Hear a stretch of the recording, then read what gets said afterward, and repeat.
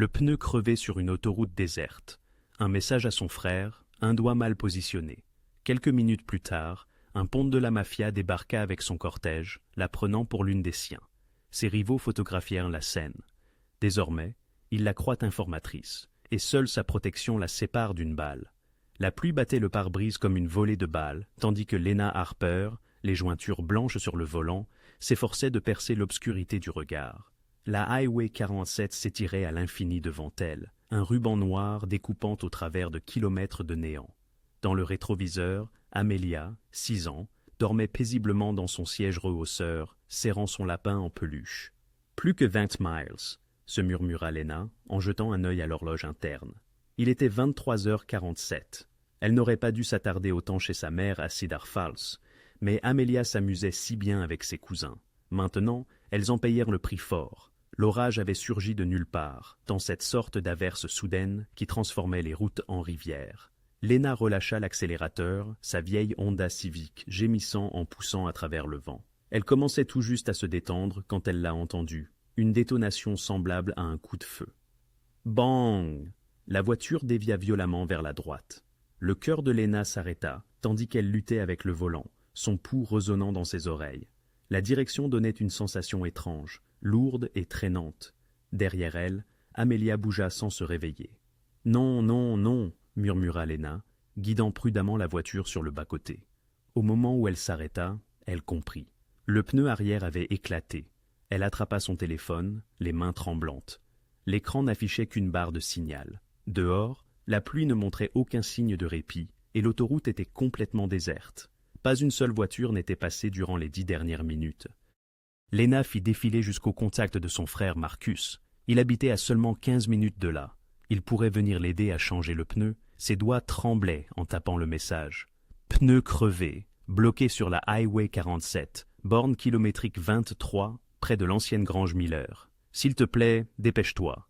L'orage est violent, j'ai peur. Elle envoya et se sentit immédiatement mieux. Marcus viendrait. Il venait toujours. Ce que Lena ne remarqua pas dans sa panique, c'était le dernier chiffre du numéro. Le 6 qu'elle avait voulu composer avait été enregistré comme un 5. Une minuscule erreur qui allait tout changer. À 15 miles de là, dans un penthouse du centre-ville, dominant la cité, Damien Vézéry examinait des manifestes d'expédition dans son bureau. À 38 ans, il dirigeait l'opération la plus efficace de la côte Est, acheminant toutes sortes de marchandises, des cargaisons légitimes aux articles plus illégitimes, à travers un réseau qui s'étendait sur 3 États. Son téléphone, un dispositif sécurisé et crypté utilisé uniquement en cas d'urgence, restait silencieux sur le bureau en acajou jusqu'à ce qu'il vibre. Les yeux de Damien se posèrent sur l'écran. Un message sur cette ligne signifiait des ennuis. Seules 5 personnes possédaient ce numéro, et elle savait qu'il ne fallait jamais l'utiliser, à moins que des vies ne soient en jeu. Il lut le message une fois, puis de nouveau. Highway 47, borne kilométrique 23, l'ancienne grange Miller. Ce n'était pas de simples repères aléatoires. La propriété Miller avait servi de point de dépôt il y a 6 mois avant d'être brûlée lors d'une opération de surveillance d'un gang rival. Si quelqu'un était là maintenant, envoyant des signaux de détresse... Carlo, la voix de Damien fendit le silence. Son bras droit apparut dans l'embrasure de la porte en quelques secondes. Un ancien marine qui se déplaçait comme une ombre. « Boss, nous avons une situation sur la Highway 47. Quelqu'un envoie des signaux depuis l'emplacement Miller. Prends 4 hommes et les SUV. Je suis juste derrière toi. » L'expression de Carlos ne changea pas, mais sa main se posa sur son arme dissimulée. « L'équipage de Vulov, peut-être que c'est ce que nous allons découvrir. » En moins de 3 minutes, un convoi de 3 Cadillac Escalade noirs sortit du garage souterrain, fendant les rues gorgées de pluie comme des requins à travers l'eau. Lena attendait depuis 12 minutes lorsqu'elle aperçut les phares. « Dieu merci !» souffla-t-elle, un soulagement la submergeant. Marcus avait dû enfreindre toutes les limitations de vitesse pour arriver si vite. Mais à mesure que les véhicules approchaient, son soulagement se mua en quelque chose de froid et de tranchant. Ce n'était pas le camion fatigué de Marcus, il s'agissait de massifs SUV noirs, aux vitres teintées, se déplaçant en parfaite formation, tel un convoi militaire.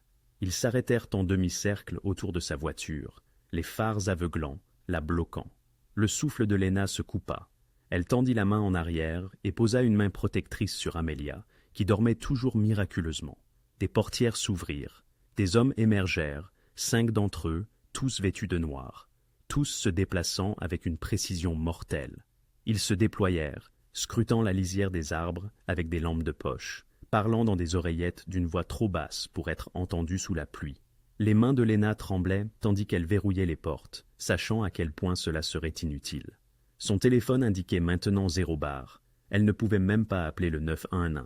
Un homme s'approcha de sa vitre, grand et aux épaules larges, la pluie ruisselant sur son blouson en cuir. Il fit un mouvement circulaire avec sa main. « Baisse la vitre ?» Léna secoua la tête, se pressant contre le siège. L'expression de l'homme ne changea pas. Il leva la main et un autre SUV s'arrêta, différent des autres, plus élégant, plus cher. Un homme en sortit qui faisait paraître les autres comme des ombres.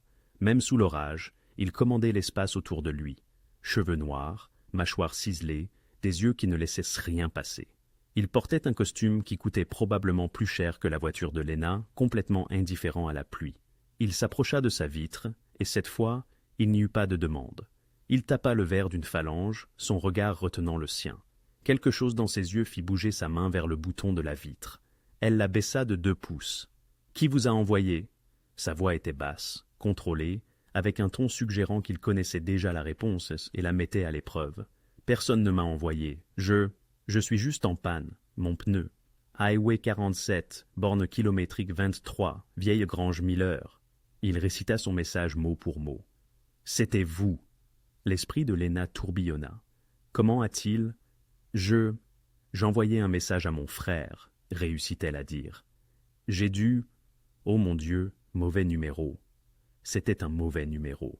Pour la première fois, l'incertitude vacilla sur son visage. Il jeta un coup d'œil à l'homme à côté de lui, Carlo, qui parla doucement dans sa radio.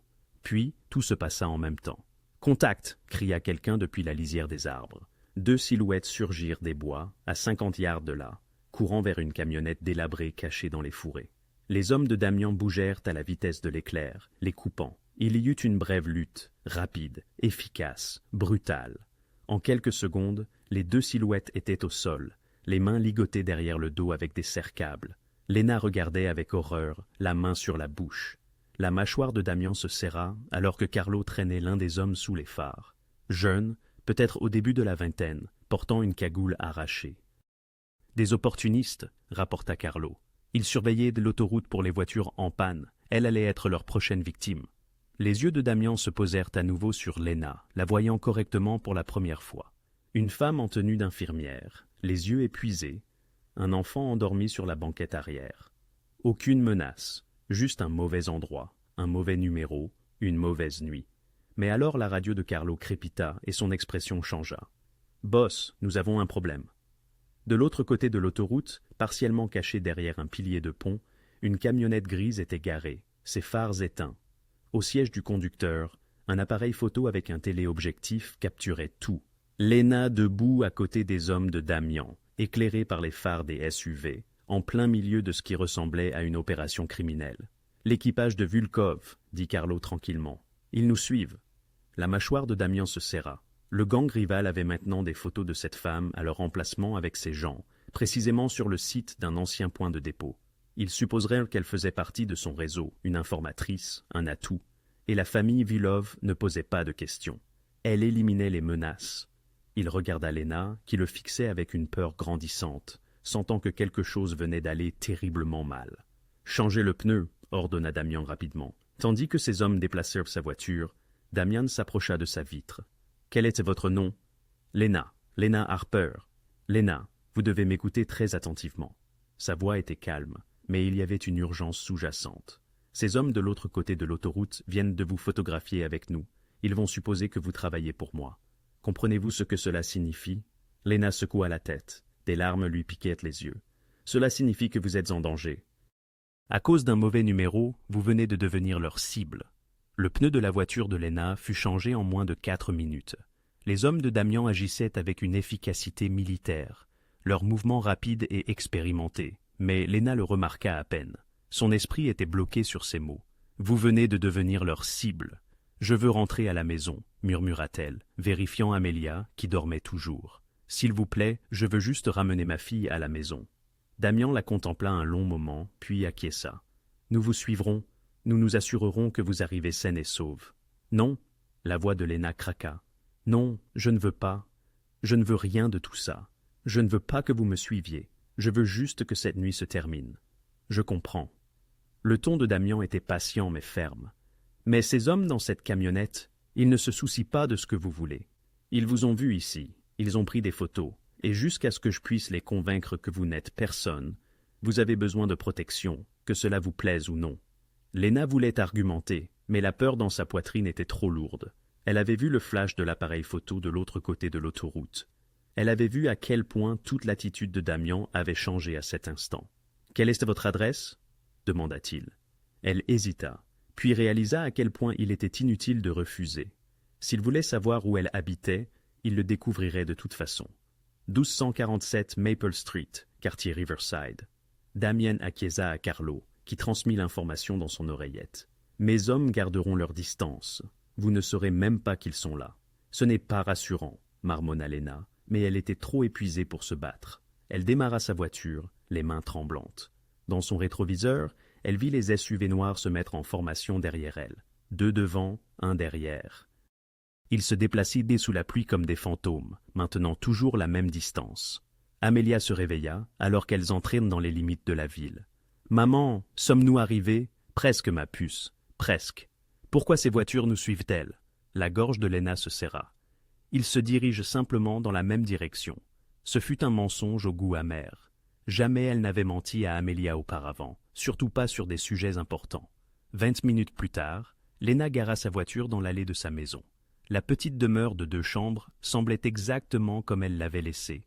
Lumière du porche allumée, jardinières en fleurs sous les fenêtres, la balançoire rouillée dans le jardin. Une maison normale, un havre de paix. Pourtant, plus rien ne paraissait sûr. Les SUV ne s'engagèrent pas dans son allée. Ils glissèrent devant, disparaissant au coin de la rue. Un instant, Léna se permit de croire qu'ils étaient vraiment partis. Puis, la voiture personnelle de Damian, une berline sombre qu'elle n'avait pas remarquée avant, s'arrêta en face de sa maison. Il en sortit, scrutant le quartier tranquille de ses yeux perçants et calculateurs. Puis, traversa la rue en sa direction. « Vous ne pouvez pas être ici », dit Léna à la hâte, tâtonnant avec la ceinture de sécurité d'Amélia. « Mes voisins, ils vont vous voir. Je serai parti dans 2 minutes, répondit Damian à voix basse. Mais j'ai besoin que vous compreniez une chose. Verrouillez vos portes. Ne les ouvrez à personne que vous ne connaissez pas. Si vous voyez quoi que ce soit de suspect, absolument n'importe quoi, vous appelez ce numéro. » Il lui tendit une carte sur laquelle seul un numéro de téléphone était imprimé. Léna la fixa comme si elle pouvait la brûler. « Je ne veux pas de ça. Je ne veux rien de tout ça. » « Je sais. » Pour la première fois, une once de regret traversa son visage. « Mais vous y êtes maintenant. Je suis désolé. » Il se tourna pour partir, puis marqua une pause.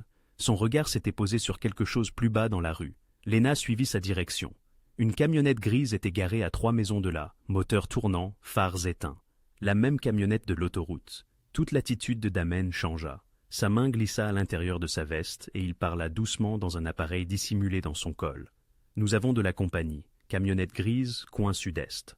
Même véhicule que sur la 47. » Le sang de Léna se glaça. « Ils nous ont suivis jusqu'ici. Entrez immédiatement. » La voix de Damian était posée. « Prenez votre fille et verrouillez les portes. Ne sortez pas avant que je vous dise que c'est sûr. Qu'allez-vous faire ? Mon travail. » Léna n'eut pas besoin qu'on le lui dise 2 fois. Elle tira Amélia de son siège auto. La petite fille, groggy et confuse, se précipita le long de l'allée. Ses mains tremblaient si fort qu'elle pouvait à peine insérer la clé dans la serrure. Derrière elle, elle entendit des portières de voitures s'ouvrir, des pas, des voix basses parlant sur des tons secs et urgents. Elle entra et claqua la porte, actionnant le verrou. À travers la fenêtre avant, elle observa Damien marcher calmement vers la camionnette grise, flanquée de 2 de ses hommes qui avaient surgi de nulle part. Le moteur de la camionnette vrombit, mais 2 SUV noirs bloquaient ses voies de sortie, l'encerclant exactement comme il l'avait fait sur l'autoroute. « Maman, j'ai peur. » Amélia enfouit son visage dans l'épaule de Léna. « C'est bon, ma puce, tout va bien. » Encore un mensonge. Il s'accumulait ce soir-là. L'impasse dura moins d'1 minute. Les portes de la camionnette grise restèrent fermées. Mais Léna pouvait distinguer des ombres bougeant à l'intérieur. Puis, lentement, la camionnette recula, trouva une brèche entre 2 SUV et s'éloigna à vive allure. Damien la regarda s'en aller, puis se tourna pour regarder directement la fenêtre de Léna. Même à cette distance, elle pouvait percevoir la tension de sa mâchoire. Il sortit son téléphone et quelques secondes plus tard, le portable de Lena vibra. Un SMS provenant d'un numéro inconnu. « Ils savent où vous vivez. Je poste des hommes autour de votre pâté de maison ce soir. Vous ne les verrez pas, mais ils seront là. Essayez de dormir. Nous réglerons cela demain. » Les mains de Lena tremblaient alors qu'elle tapait une réponse. « Comment cela est-il arrivé ? J'ai juste envoyé un SMS au mauvais numéro. » Sa réponse arriva rapidement. « Parfois, c'est tout ce qu'il faut pour que tout change. Je suis désolé que vous soyez prise au milieu de cela. » Elle regarda par la fenêtre l'homme retourner à sa voiture, mais au lieu de partir, il resta garé de l'autre côté de la rue, une silhouette sombre derrière des vitres teintées. Lena emmena Amelia à l'étage, la changea pour la mettre en pyjama et l'aborda. Elle lui chanta la berceuse habituelle, lui embrassa le front et lui promit que tout irait bien le matin. Puis elle descendit et s'effondra sur le canapé, toujours en tenue de travail, sentant encore la pluie et la peur. À travers la fenêtre, la voiture de Damen restait, un gardien silencieux, ou plutôt un rappel qu'elle était désormais piégée dans un monde qu'elle ne comprenait pas. Son téléphone vibra à nouveau, un autre SMS du même numéro inconnu. « Un de mes hommes sera sur votre Porsche, il s'appelle Marcus. Il ne vous dérangera pas, mais il veillera jusqu'à l'aube. Essayez de vous reposer. » L'ironie ne lui échappa pas. Marcus, le même nom que son frère, celui à qui elle avait voulu envoyer un SMS en premier lieu. Lena s'enroula dans une couverture et regarda le plafond, sachant que le sommeil ne viendrait pas. Dehors, elle entendit une portière de voiture se fermer doucement, des pas sur son Porsche, le grattement discret de quelqu'un s'installant. Sa vie était simple 12 heures plus tôt. Travail, Amelia, facture, répétition, ennuyeuse, prévisible, sûre. Maintenant, un chef de la mafia était garé de l'autre côté de sa rue et des hommes armés gardèrent sa maison. Tout cela à cause d'un mauvais numéro. Un seul chiffre qui avait tout changé. Lena ne dormit pas. Elle somnolait par intervalles de 20 minutes, se réveillant en sursaut au moindre bruit. Une voiture qui passait, des branches qui frottaient contre la fenêtre, la maison qui craquait. Au moment où l'aube grise filtrait à travers les rideaux, elle se sentait vidée, ne tenant que par le café et l'anxiété. À 6h30 du matin, elle entendit du mouvement sur son Porsche, des pas qui s'éloignaient, un moteur de voiture qui démarrait puis disparaissait au loin. Le gardien, Marcus ou quel que soit son vrai nom, était parti avec le lever du soleil. Elle vérifia son téléphone. Aucun nouveau message. Une partie d'elle avait espéré que tout cela ressemblerait à un mauvais rêve à la lumière du jour. Il n'en fut rien. « Maman, je peux avoir les pop-tarts à la fraise ?» Amelia apparut dans l'embrasure de la cuisine, traînant son lapin en peluche. « Bien sûr, ma puce. » Lena força l'enjouement dans sa voix. « Va d'abord te brosser les dents. » Bon, normal. Elle devait tout maintenir normal pour Amelia. Cela signifiait la routine scolaire. Il ne fallait pas laisser une enfant de 6 ans la voir s'effondrer. Mais tandis qu'elle préparait le déjeuner d'Amelia, ses mains ne cessaient de trembler. L'école primaire Pinewood n'était qu'à 10 minutes. Lena avait emprunté cette route 1 millier de fois, connaissait chaque feu de circulation, chaque passage piéton. Mais ce matin, chaque voiture derrière elle semblait être une menace. Chaque piéton sur le trottoir faisait monter son pouls en flèche. « Tu es paranoïaque !» marmonna-t-elle. « Personne ne te suit. » Puis, elle aperçut le SUV noir 3 voitures derrière, gardant le rythme. Même modèle que la nuit dernière. Ses phalanges blanchirent mais sur le volant. « Maman, tu conduis bizarrement !» observa Amelia depuis le siège arrière. « Juste fatiguée, ma chérie. » Le SUV les suivit jusqu'à l'école. Lorsque Lena entra dans la zone de dépose, il se gara de l'autre côté de la rue, moteur tournant au ralenti. Le cœur de Lena battait à tout rompre alors qu'elle aidait Amelia à sortir de la voiture. Le chaos matinal de l'école primaire tourbillonnait autour d'elle. Des enfants qui criaient, des parents qui bavardaient, une maîtresse qui soufflait dans un sifflet pour les maternelles. Tout était d'une normalité déchirante, à l'exception des 2 hommes debout près du portail de l'école. Ce n'étaient pas des parents. Lena connaissait tous les parents habituels de vue. Ces hommes étaient des étrangers, d'une 30aine d'années, vestes en cuir, observant les enfants avec une attention excessive. L'un d'eux croisa le regard de Lena, le tint une fraction de seconde de trop, puis détourna les yeux. La glace inonda ses veines. « Viens, ma puce !» Elle serra la main d'Amelia plus fort que nécessaire. « Allons te déposer à l'intérieur. »« Aïe, maman, tu me fais mal. »« Pardon, pardon. » Lena desserra sa prise, mais ne lâcha pas. Elle accompagna Amelia jusqu'à la porte de sa classe, chose qu'elle n'avait pas faite depuis la première semaine d'école. Madame Patterson, la maîtresse d'Amelia, leur sourit. « Bonjour Amélia, nous commençons notre projet Papillon aujourd'hui. Vraiment? Le visage d'Amélia s'illumina, les événements de la nuit dernière déjà oubliés comme seuls les enfants savaient le faire. Vraiment, va ranger ton sac à dos dans ton casier. Alors qu'Amélia sautillait à l'intérieur, Madame Patterson baissa la voix. Tout va bien? Vous avez l'air épuisé. Longue nuit, réussit à articuler Lena. Je n'ai pas bien dormi. Et que c'était plus facile que la vérité. Je suis surveillée par des criminels et je n'ai aucune idée si ma fille est en sécurité. Elle embrassa Amélia pour lui dire au revoir et retourna à sa voiture, sa peau frissonnant à la sensation d'être observée. Les deux hommes près du portail étaient répartis. Le SUV noir était toujours garé de l'autre côté de la rue. Alors qu'elle s'éloignait, il la suivit. L'hôpital Mercy General se dressait à l'est de la ville, un complexe tentaculaire où Lena avait travaillé comme infirmière aux urgences pendant 4 ans. Les quarts de travail de 12 heures étaient éreintants, mais le salaire était correct et les avantages couvraient les visites chez le pédiatre d'Amélia. Aujourd'hui devait être son premier quart, de 8 heures du matin à 4 heures de l'après-midi, une journée normale. Mais alors qu'elle entrait dans le parking du personnel, elle aperçut un autre SUV noir garé dans la section visiteurs. Et celui-ci était différent de celui qu'il avait suivi depuis l'école. « Oh mon Dieu !» murmura-t-elle. Son téléphone vibra. Un SMS du numéro inconnu, Damian. « Les hommes qui vous regardent sont les miens. Vous êtes en sécurité. Allez simplement travailler et agissez normalement. » Elle répondit, les doigts tremblants. « Comment est-ce normal? Comment tout cela est-il normal? Je sais que ce n'est pas le cas, mais l'alternative est pire. Croyez-moi, le croire lui, croire un chef de la mafia, l'absurdité de la situation l'aurait fait rire si elle n'avait pas été si terrifiée. Lena attrapa son sac à main et se dirigea vers l'intérieur, glissant son badge d'identification à l'entrée du personnel. L'odeur antiseptique familière de l'hôpital la calmait habituellement, mais aujourd'hui, elle ne faisait que la rendre nauséeuse. « Lena, Dieu merci, vous êtes là !» lança Cheryl, l'infirmière-chef, la saisissant dès qu'elle mit le pied dans le service. « Nous sommes débordés. 3 infirmières se sont déclarées malades et nous avons un accident de voiture impliquant plusieurs véhicules qui arrivent. J'ai besoin de vous en traumatologie 2. » Et juste comme ça, Lena fut entraînée dans le chaos contrôlé des urgences. Constante vitale, Ashfare, évaluation des traumatismes. Un homme de 60 ans avec des douleurs thoraciques. Un adolescent qui s'était cassé le bras en faisant du skateboard. Une femme en travail qui était arrivée par la mauvaise entrée. Pendant 2 heures, elle oublia presque, se sentit presque normale. Puis, pendant sa pause, elle regarda par la fenêtre de la salle du personnel. Le SUV noir était toujours là, mais maintenant, une berline grise s'était garée 2 rangées derrière. Pas la même camionnette grise que la nuit dernière, mais suffisamment similaire pour lui nouer l'estomac. À l'entrée des urgences, se tenait un homme en veste sombre, simulant une cigarette. Il ne fumait pas, mais scrutait la porte, attentif. Le téléphone de Lena vibra. « Reste à l'intérieur. Ne sors pas seul du bâtiment.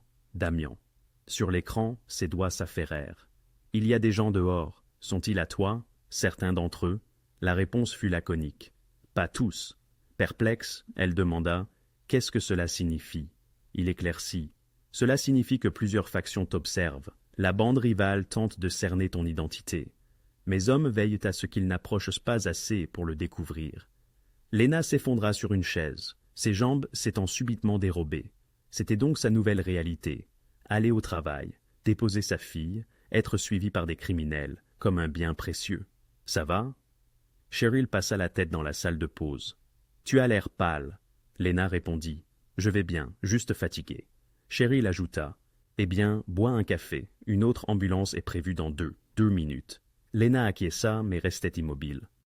À travers la fenêtre, elle vit l'homme en veste foncée jeter sa cigarette et l'écraser sous son talon. Il sortit son téléphone, y parla brièvement, puis leva les yeux directement vers la fenêtre où elle était assise. Il ne pouvait tout de même pas la distinguer à travers le verre teinté, n'est-ce pas? Son téléphone vibra de nouveau. « Jusqu'à quelle heure travailles-tu » ?« Jusqu'à 4 heures de l'après-midi. Je ferai en sorte que quelqu'un t'escorte à la fin de ton service. Ne va pas seul à ta voiture, ne dévie pas du plan. »« Quel plan ? Je n'ai consenti à aucun plan, » dit-elle. « Le plan où ta fille et toi restez en vie. » Lena fixa le message, la gorge serrée. Ces 6 mots rendaient tout atrocement réel. Elle rangea son téléphone et retourna au travail, effectuant sa journée comme un automate, prenant les signes vitaux, vérifiant les dossiers, souriant aux patients, tout en se sentant comme une cible. Dehors, les observateurs restaient. Les hommes de Damian, les membres de gangs rivaux, tous encerclant, attendant quelque chose. Elena était prisonnière au milieu de cela, une mère célibataire qui n'avait rien fait de mal, sauf d'avoir envoyé un message au mauvais numéro. À 15h45, son service était presque terminé, mais en regardant de nouveau par la fenêtre, il y avait maintenant trois voitures inconnues sur le parking. Les observateurs se multipliaient, et elle devait passer par là pour rentrer chez elle, auprès de sa fille. De l'autre côté de la ville, dans un entrepôt imprégné d'huile de moteur et de tabac, Victor Vylov examinait les photos étalées sur une table métallique. Son neveu Anton se tenait à ses côtés, les bras croisés, attendant son verdict. Les clichés étaient granulaires, mais suffisamment clairs. Une femme sur l'autoroute 47, entourée des hommes de Damian Vezer, la même femme devant une maison du Riverside District, la même femme devant une école primaire, puis un hôpital. Es-tu certain qu'elle était au site Millerborn? L'accent de Victor était prononcé, son anglais précis, mais glacial. Oui, mon oncle, nous avons suivi le convoi de Vezer là-bas. Cette femme était déjà sur place. Elle a envoyé un message. Nous l'avons vue sur son téléphone juste avant leur arrivée. Victor tapota l'une des photos. Et Vezer lui-même s'est montré, pas seulement ses soldats. Il est venu personnellement et resté avec elle 7 minutes, puis l'a raccompagnée chez elle. Anton se pencha en avant. Il ne fait pas ça pour des civils lambda, elle est importante pour lui. Victor étudia le visage de la femme sur la photo. Elle paraissait ordinaire, des yeux fatigués, une tenue d'infirmière, rien de remarquable, mais cela ne signifiait rien. Les meilleurs informateurs semblaient toujours inoffensifs. Qu'est-ce que nous savons d'elle? Anton consulta son téléphone. Lena Harper, 32 ans, infirmière à Mercy General, mère célibataire, une fille, Amelia, 6 ans. Vit seule dans une maison, pas de casier judiciaire, pas de lien évident avec l'organisation de Vezer. Ce qui la rend parfaite, dit Victor d'une voix calme, cachée à la vue de tous. Une infirmière a accès aux dossiers hospitaliers, aux informations des urgences. Elle pourrait lui fournir des renseignements sur les opérations rivales, savoir qui est blessé, qui arrive avec des blessures par balle. C'était logique, trop logique. Vezer était assez intelligent pour utiliser quelqu'un d'apparence innocente. Elle est protégée, poursuivit Anton. J'ai compté au moins quatre des hommes de Vezer en surveillance rotative autour de sa maison la nuit dernière. Deux autres l'ont suivi ce matin. Un devant l'école de sa fille, un autre à l'hôpital. C'est un déploiement de ressources important pour une civile lambda. Victor acquiesça lentement. Plus Vezer offrait de protection, plus elle devait être précieuse. Nous devons savoir ce qu'elle sait. Tu veux que je l'intercepte? Discrètement, sans violence si possible. Nous posons des questions. Elle donne des réponses. Et si elle n'est vraiment qu'une infirmière au mauvais endroit? Victor haussa les épaules. Nous la laissons partir. Mais si elle travaille pour Vezer, nous l'utiliserons comme levier. Anton sourit, un sourire qui n'atteignait pas ses yeux. On a fait de la reconnaissance aujourd'hui. Nous connaissons maintenant sa routine. Elle dépose sa fille à l'école à 7h45, travaille jusqu'à 16 heures, et récupère sa fille à 17h15. Très prévisible. Victor tapota la photo de l'école. C'est notre fenêtre, la récupération à l'école. Beaucoup de parents, beaucoup de chaos. Nous l'approchons comme de simples citoyens pour qu'elle vienne volontairement. Et les hommes de Vezer resteront à distance pour éviter la tension. Ils ne déclencheront pas de fusillade devant des enfants. L'expression de Victor se durcit. Au moment où ils réaliseront ce qui se passe, nous l'aurons déjà. À 3 pâtés de maison de l'hôpital, Carlos était assis dans une berline banalisée, observant l'équipe de surveillance du gang rival à travers des jumelles. Ils étaient désormais trois, changeant de position, prenant des photos, documentant chaque mouvement de Lena. Son oreillette crépita. « Ils deviennent plus audacieux, chef. » La voix de Damian, calme mais tendue, retentit. « Je sais, Victor n'est pas stupide, il pense qu'elle est un atout. Elle ne l'est pas, cependant. C'est juste une civile qui n'a pas eu de chance. Peu importe ce qu'elle est. Ce qui importe, c'est ce qu'il pense qu'elle est. » Il y eut un silence. « À quelle distance s'approche-t-il ? » Trop près. L'un d'eux a essayé de la suivre à l'intérieur de l'hôpital. J'ai demandé à Marcus de l'intercepter à l'entrée pour que ça ait l'air accidentel, mais il ne recule pas. Damian jura doucement. Ils sont en train de construire son profil, d'apprendre sa routine. Exactement, ce qui signifie qu'ils prévoient quelque chose. Carlo observa un membre du gang rival prendre une autre photo de l'entrée de l'hôpital. Ce n'était plus de simples observateurs, c'était de la planification opérationnelle. « Que veux-tu que je fasse » demanda Carlo. « Reste sur eux, n'engage le contact que s'ils font un mouvement, et double la garde à l'école de sa fille. Si Victor est intelligent, et il l'est, il la frappera pendant la dépose ou la récupération. Chaos maximal, couverture maximale.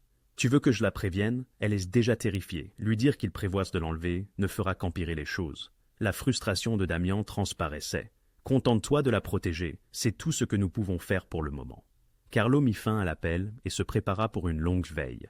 C'était la partie du travail qu'il détestait le plus. Attendre que l'autre camp fasse son mouvement, sachant que cela arriverait, mais sans savoir quand. À l'intérieur de l'hôpital, Lena ignorait que deux groupes d'hommes faisaient des plans autour d'elle, comme si elle était une pièce d'échecs. À 16 heures, 00, Lena pointa sa carte. Ses mains tremblaient encore, suite à une décharge d'adrénaline après un cas traumatique. Un ouvrier du bâtiment tombait de 3 étages. Il avait survécu, mais de justesse. Elle se sentait vidée, épuisée d'une manière qui dépassait le physique. Cheryl l'interpella à la sortie du personnel. « Tu es sûre que tu vas bien? Tu as été nerveuse toute la journée. »« Je vais bien. J'ai juste besoin de rentrer chez moi. »« Eh bien, repose-toi, tu as l'air de t'écrouler. » Lena hocha la tête et poussa la porte, puis se figea. Un homme se tenait directement sur son chemin. Veste sombre, visage impassible, main posée sur sa ceinture d'une manière qui suggérait une arme dissimulée. « Madame Harper, ce n'était pas une question. Je m'appelle Marcus, Monsieur Weser m'a envoyé pour vous escorter jusqu'à votre voiture. » Son cœur battait la chamade. « Je peux aller à ma voiture toute seule. »« Je sais, mais vous ne le ferez pas seul. » Ses yeux balayèrent le parking. « Restez près de moi, ne vous arrêtez pour personne, et montez dans votre voiture rapidement, compris ?» L'autorité calme de sa voix était en quelque sorte plus effrayante qu'une menace. Lena acquiesça en silence. Ils traversèrent le parking ensemble. Marcus se plaça entre elle et les autres voitures, son langage corporel criant la sécurité professionnelle. Lena sentait tous les regards sur eux, réels ou imaginaires. Elle monta dans sa Honda, les mains tremblantes. Marcus attendit qu'elle démarre le moteur, puis parla à travers sa vitre à moitié ouverte. « Deux voitures vous suivront. Restez calme, conduisez normalement, ne vous arrêtez nulle part, sauf à l'école et à la maison. »« C'est insensé, » murmura Lena. « Oui, madame, ça l'est, mais cela vous maintient en vie. » Il recula. « Allez-y, votre fille vous attend. » Lena sortit du parking, observant dans son rétroviseur un SUV noir se ranger derrière elle. Plus loin, elle repéra la berline grise. Le gang rival, supposait-elle maintenant. Et derrière cela, un autre véhicule de Damian. Elle était au centre d'un convoi qu'elle n'avait jamais demandé, se dirigeant pour récupérer sa fille à l'école, tandis que des criminels tournaient comme des requins. « C'est ma vie maintenant », se dit-elle dans la voiture vide. « C'est vraiment ma vie. » Son téléphone vibra. Un autre message de Damian. « Demain sera plus difficile. Il prévoit quelque chose. Soyez vigilante lors de la récupération à l'école. Mes hommes seront proches, mais vous devez être prête. » Prête pour quoi? Pour qu'ils passent à l'action. L'estomac de Lena se serra. Elle avait 1 heure et 15 minutes avant de récupérer sa fille à l'école. 1 heure et 15 minutes pour se préparer à quelque chose qu'elle ne comprenait pas, pour protéger sa fille d'un danger qu'elle ne pouvait pas voir. Tout cela à cause d'un seul message envoyé au mauvais numéro. Un chiffre qui avait mis une cible sur leur dos. Le lendemain après-midi, Lena arriva au parking de l'école primaire Pinewood 15 minutes en avance. Ses paumes étaient si moites de sueur sur le volant, malgré l'air frais d'octobre. Elle avait à peine dormi de nouveau. Chaque craquement de la maison la faisait sursauter, sachant que quelqu'un, Marcus, ou un autre des hommes de Damian, était assis dehors dans l'obscurité. « Reste vigilante lors de la récupération à l'école. Il prévoit quelque chose », avait averti le SMS de Damian. Elle balaya le parking du regard. Tout semblait normal. Des parents assis dans leur voiture, vérifiant leur téléphone. Quelques, 2 ou 3, arrivés précoces discutant près du terrain de jeu, l'agent de traversée ajustant son panneau stop. Cependant, Lena avait appris à observer avec plus de perspicacité. Là, un SUV noir, moteur en marche, était stationné le long de la rue, l'un de ceux de Damian. Et 2 voitures plus loin, un homme seul lisait ostensiblement un journal dans une Nissan. Faux. Tout était faux. Son téléphone vibra. Nous les voyons, 2 véhicules pour les hommes. Restez dans votre voiture jusqu'à ce que la cloche sonne. N'approchez personne qui vous aborde en premier. Damian. Le cœur de Lena battait la chamade. Elle répondit « Et s'ils essaient de prendre Amelia? Ils ne le feront pas. Trop de témoins. Ils vous veulent, vous, pas elle. Mais s'il arrive quoi que ce soit, vous montez dans votre voiture et vous partez. Ne vous arrêtez pas. Mes hommes s'occuperont du reste. » La cloche sonna à 5h15. Des enfants déferlèrent du bâtiment, un flot de sacs à dos et de bruit. Lena se força à attendre, à respirer, à ressembler à tous les autres parents venus chercher leurs enfants. Elle vit la classe d'Amelia sortir. Madame Patterson les guidait vers la zone de ramassage désignée. Amelia riait à quelque chose que son amie Madison avait dit, son projet de papillon serré dans ses 2 mains. Normale, magnifique, innocente. Lena sortit de sa voiture. C'est alors qu'elle les aperçut. 2 hommes en costume traversant le parking. Ils avaient l'air officiel, chemise, cravate, badge attachés à leur ceinture. L'un était grand et mince, l'autre plus trapu avec une coupe en brosse sévère. Ils avançaient résolument, balayant la foule du regard. Plusieurs parents les observèrent nerveusement. La présence policière dans une école rendait toujours les gens mal à l'aise. L'homme le plus grand repéra Lena, la regarda directement dans les yeux et commença à marcher vers elle. L'instinct de Lena lui hurlait « Fuis !» Mais elle était figée. Il y avait des parents partout, des enfants partout. Que pouvaient-ils bien faire devant tant de monde? Madame Harper, l'homme grand s'arrêta à quelques pas, son expression professionnellement neutre. Il sortit un badge, un écusson doré, d'allure officielle. « Je suis le détective Morgan, voici le détective Pierce. Nous avons besoin de vous parler un instant. » Le badge semblait authentique. Tout chez eux avait l'air réel. À propos de quoi? La voix de Lena sortit plus ferme qu'elle ne se sentait. Nous avons reçu des rapports d'activités suspectes autour de votre résidence. Pour votre sécurité et celle de vos filles, nous aimerions que vous veniez au poste répondre à quelques questions. Le sourire du détective Morgan était rodé, rassurant. Cela ne prendra que quelques minutes. Je ne comprends pas. Quel genre d'activité suspecte? Nous préférerions discuter de cela dans un endroit plus privé. L'homme trapu, Pierce, s'approcha, se plaçant subtilement pour lui bloquer la vue des autres parents. Votre fille peut attendre avec Madame Patterson. Cela ne prendra pas longtemps. Quelque chose dans sa manière de bouger donna des frissons à Lena. Trop proche, trop insistant.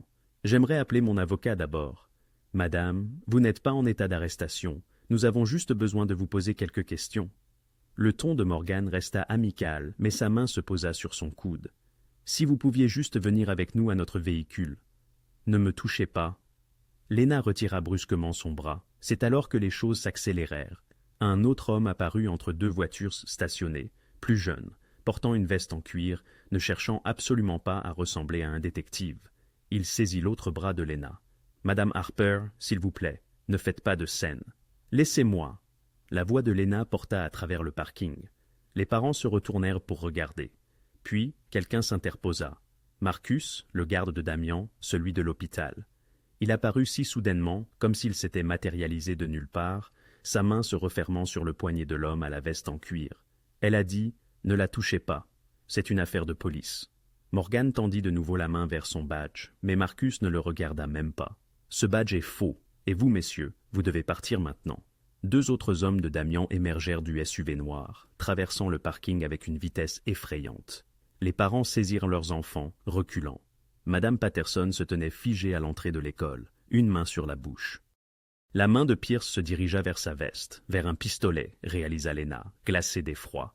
Mais Marcus fut plus rapide. Il saisit le poignet de l'homme d'une poigne de fer. « Pas ici, pas devant les enfants. » Pendant un instant, tout fut suspendu dans une terrible immobilité.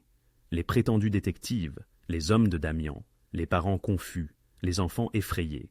Lena se tenait au centre de tout cela, tremblante, douloureusement consciente qu'Amelia, à 6 mètres, assistait à la scène.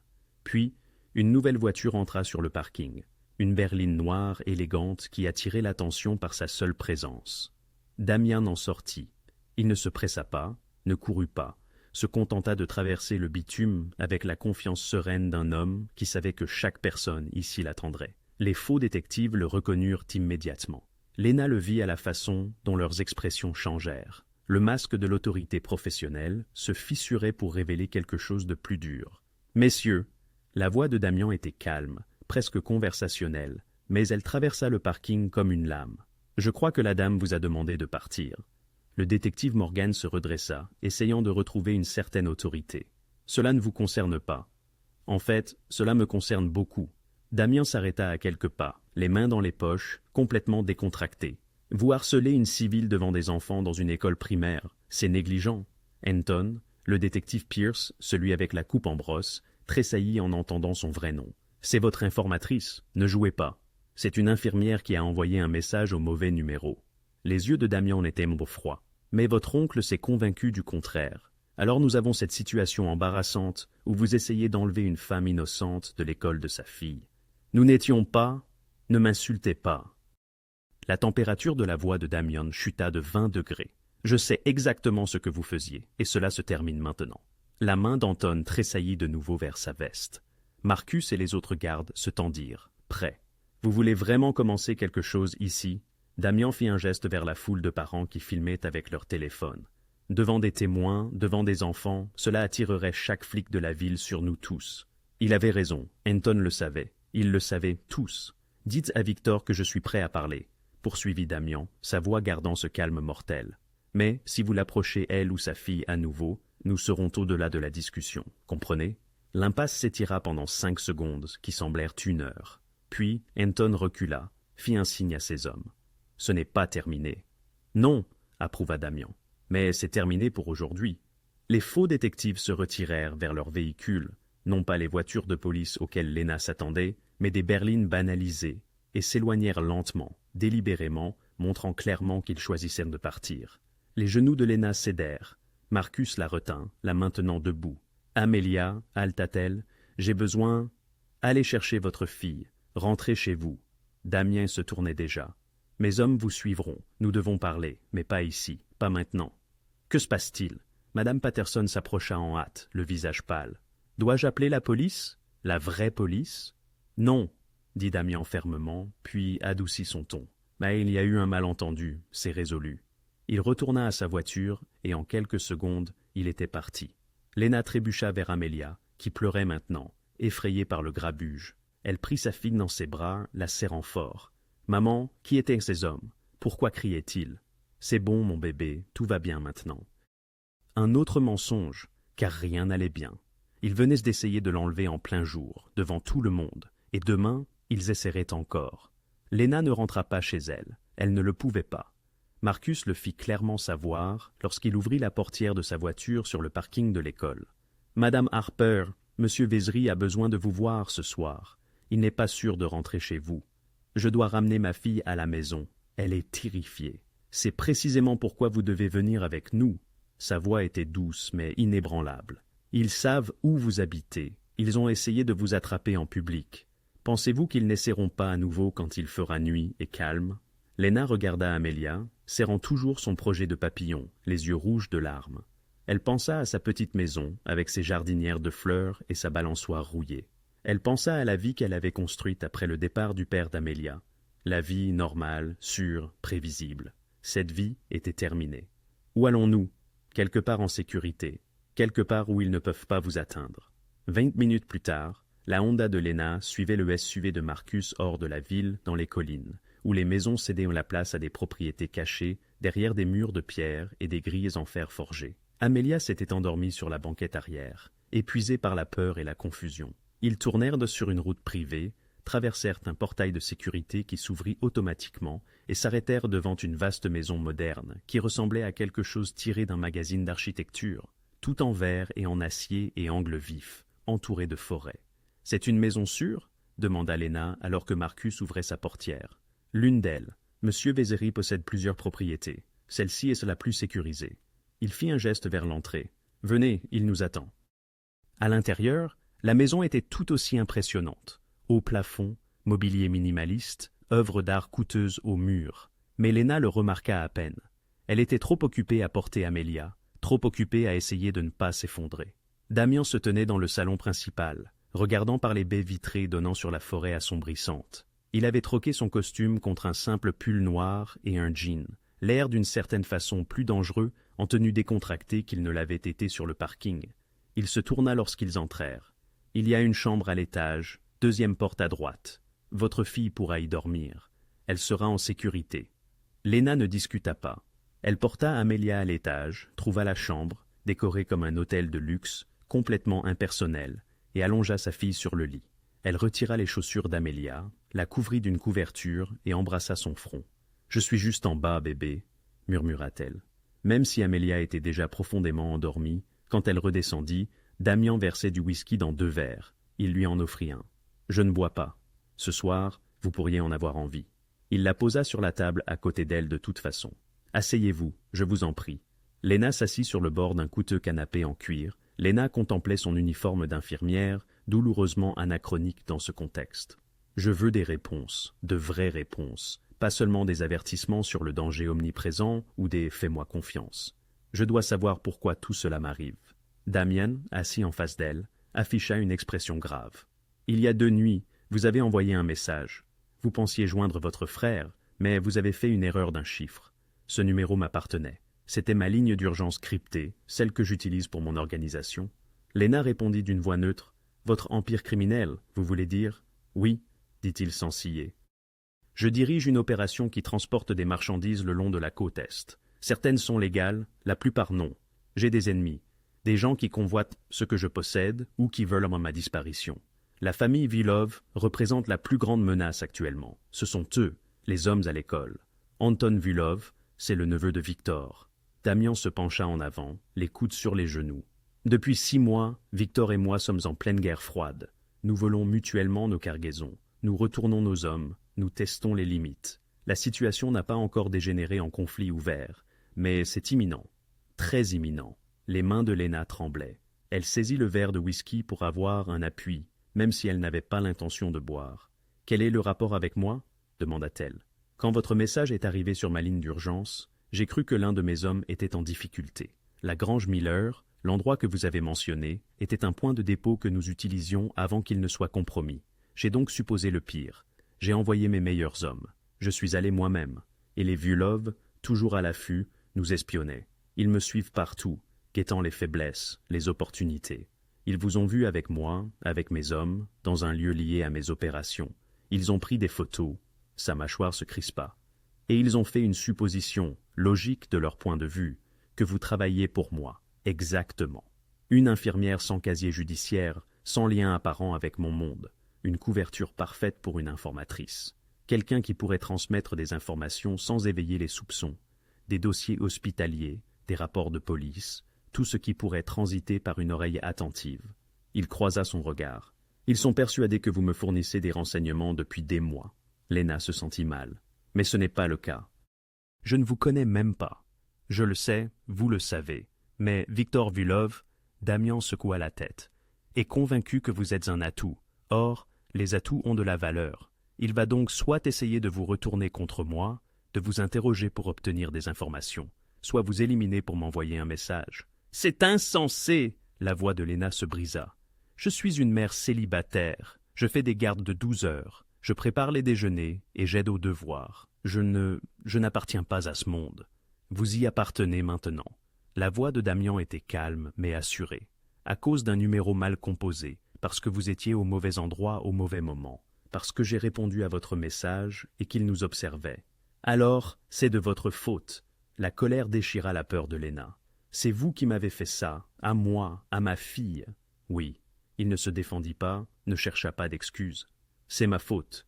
Vous êtes en danger à cause de moi, de mon monde, de mes ennemis, de mes erreurs, et j'en suis désolé. » Ses excuses la prirent au dépourvu. Elle s'attendait à des esquives, des justifications, tout sauf une simple admission de culpabilité. « Désolé ne règle rien, » dit-elle, la voix brisée. « Désolé ne les empêchera pas de me traquer. »« Non, mais la protection pourrait le faire, » répondit Damian en se levant et en se dirigeant vers la fenêtre. « Je peux vous assurer, à votre fille et à vous, une protection, mais vous devrez rester ici, dans l'une de mes propriétés, jusqu'à ce que je parvienne à convaincre Victor que vous n'êtes personne, qu'une civile prise entre 2 feux. »« Combien de temps cela prendra-t-il » demanda Léna. « Je ne sais pas.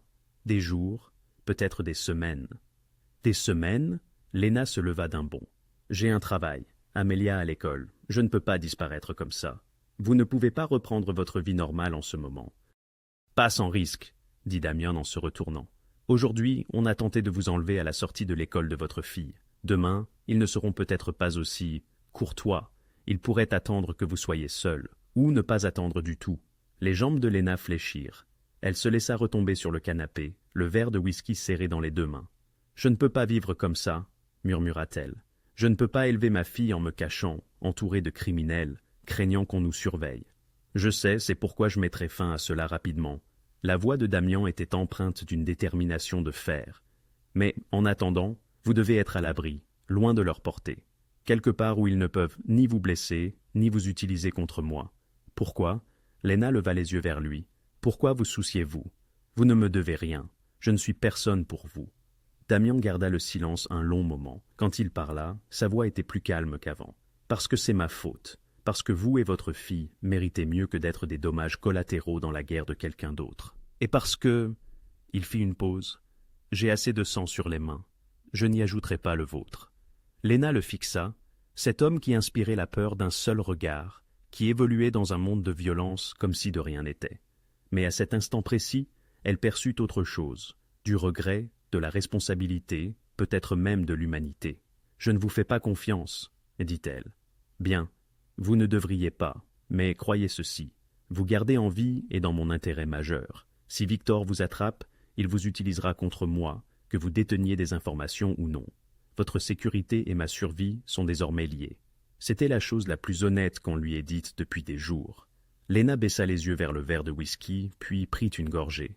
Cela la brûla jusqu'au fond. « Quel choix me reste-t-il » demanda-t-elle. « Aucun, » répondit simplement Damian. « J'en suis désolé aussi. » Lena ne dormit pas cette nuit-là non plus. Elle resta allongée à côté d'Amelia dans la chambre inconnue, fixant le plafond, écoutant les bruits de la planque, les gardes patrouillant à l'extérieur, des voix basses parlant dans des radios, le bourdonnement des systèmes de sécurité qu'elle ne pouvait pas voir, mais savait présent. À l'aube, elle avait pris sa décision. Elle trouva Damian dans la cuisine, buvant du café et lisant quelque chose sur sa tablette. Il leva les yeux quand elle entra, son expression énigmatique. « Je ne peux pas rester ici, » dit Lena sans préambule. « Merci pour la protection, pour tout expliquer, mais je ne peux pas élever ma fille dans un endroit pareil. » Damian posa son café. « Un endroit pareil ? Une forteresse entourée d'hommes armés et de caméras de sécurité, où chaque porte est verrouillée et chaque fenêtre est équipée de capteurs. » Sa voix était ferme. Elle avait répété ce discours pendant des heures. Amelia a 6 ans. Elle a si besoin de normalité. Elle en a besoin d'école, d'amis et de fêtes d'anniversaire. Pas de tout ça. Elle a besoin d'être en vie, dit Damian calmement. Non, la contenance de Lena se brisa. N'utilisez pas ma fille pour me manipuler. Je ne vous manipule pas, je vous dis la vérité, dit-il en se levant et en s'approchant, tout en maintenant une distance entre eux. Vous pensez qu'en retournant chez vous, en la renvoyant à l'école, en prétendant que tout est normal, vous la protégez? Je pense que la cacher avec des criminels ne la protège pas non plus. Alors, quel est votre plan? Sa voix était calme, mais insistante.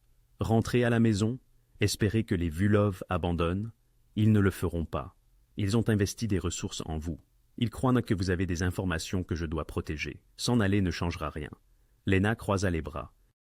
Et j'irai à la police, la vraie police, pour obtenir une protection. Déposer un rapport et leur dire quoi? Qu'une organisation mafieuse vous prend pour une informatrice parce que vous avez envoyé un mauvais message? Damian secoua la tête. La police ne peut pas vous protéger de Victor Vulov. Au mieux, ils vous diront de faire attention. Au pire, il a des flics à sa solde qui lui diront exactement où vous êtes et ce que vous avez dit. Alors, je suis censé vous faire confiance, à la place? Faire confiance à l'homme qui m'a mise dans cette situation? Oui, pas la moindre hésitation. Parce que j'ai les ressources pour vous assurer une protection et la motivation. Votre mort profite à Victor, votre sécurité me profite. C'est aussi simple que cela. Rien de tout cela n'est simple, la voix de Lena s'étrangla. Ma fille m'a demandé ce matin pourquoi nous ne rentrions pas à la maison. Qu'est-ce que je suis censé lui dire? Que maman a fait une erreur et que maintenant des hommes méchants nous poursuivent. Dites-lui que vous êtes en vacances. Dites-lui que c'est une aventure. Dites-lui ce qui l'empêchera d'avoir peur. L'expression de Damien s'adoucit légèrement. Les enfants sont résilients. Elle s'adaptera plus vite que vous ne le pensez. Elle ne devrait pas avoir à s'adapter à ça. Des larmes brûlaient derrière les yeux de Lena. Elle devrait s'inquiéter des dictées et des drames de cours de récréation, pas de savoir si quelqu'un va blesser sa mère. Je sais. Un éclair traversa le visage de Damian. Je sais que ce n'est pas juste. Rien de tout cela ne l'est, mais la justice n'a pas d'importance pour l'instant. Votre sécurité compte. Votre vie compte. Lena se détourna, fixant la forêt au-delà de la fenêtre. C'était magnifique ici. Paisible, serein. Une cage dorée. « Combien de temps ?» demanda-t-elle. « Combien de temps avant que tout cela ne se termine ?»« Je ne sais pas. Victor doit être convaincu que vous n'êtes personne. Cela nécessite soit des preuves, soit... » Il marqua une pause. D'autres formes de persuasion. Qu'est-ce que cela signifie? Cela signifie que je dois faire en sorte que le coût de votre poursuite soit plus élevé que le bénéfice. Lui faire comprendre que vous ne valez pas les ressources qu'il y consacre. Lena se retourna pour lui faire face. Et s'il ne vous croit pas, la mâchoire de Damian se serra. Alors, cela se terminera autrement. La violence. Oui. Au moins, il était honnête. Lena devait lui accorder cela. Il n'enrobait pas la vérité. Il ne prétendait pas que ce monde était autre chose que ce qu'il était. « Je veux des garanties, » dit-elle finalement. « Si je reste ici, je veux des garanties concernant ma fille. Nommez-les. Pas d'armes autour d'elle. Aucune. Je me fiche que vos hommes soient armés, mais pas là où elle peut les voir, pas là où elle peut poser des questions. » Damian acquiesça. « C'est fait. Elle a besoin d'activités, des livres, des jeux, quelque chose pour l'occuper. Elle ne peut pas rester assise dans une pièce pendant des jours. Marcus apportera tout ce dont vous avez besoin. Des jouets, du matériel artistique, tout ce qui vous plaira. Et je veux des nouvelles chaque jour. Je veux savoir ce qui se passe, ce que vous faites pour que tout cela prenne fin. Plus de surprises. » D'accord. Lena prit une profonde inspiration. Et quand ce sera terminé, quand ce sera vraiment terminé, nous partirons. De nouvelles identités s'il le faut, un déménagement si nécessaire. Mais nous retrouverons nos vies. Vous ne nous suivrez pas, ne nous surveillerez pas, ne nous contacterez plus jamais. Quelque chose passa sur le visage de Damian. « Vous avez ma parole. » »« Votre parole, » Lena rit amèrement. « La parole d'un criminel, c'est tout ce que je peux vous offrir, mais je tiens toujours mes promesses. » Ses yeux ont rencontré les siens, créant une connexion troublante. Une fois cette affaire réglée, vous ne me reverrez plus jamais.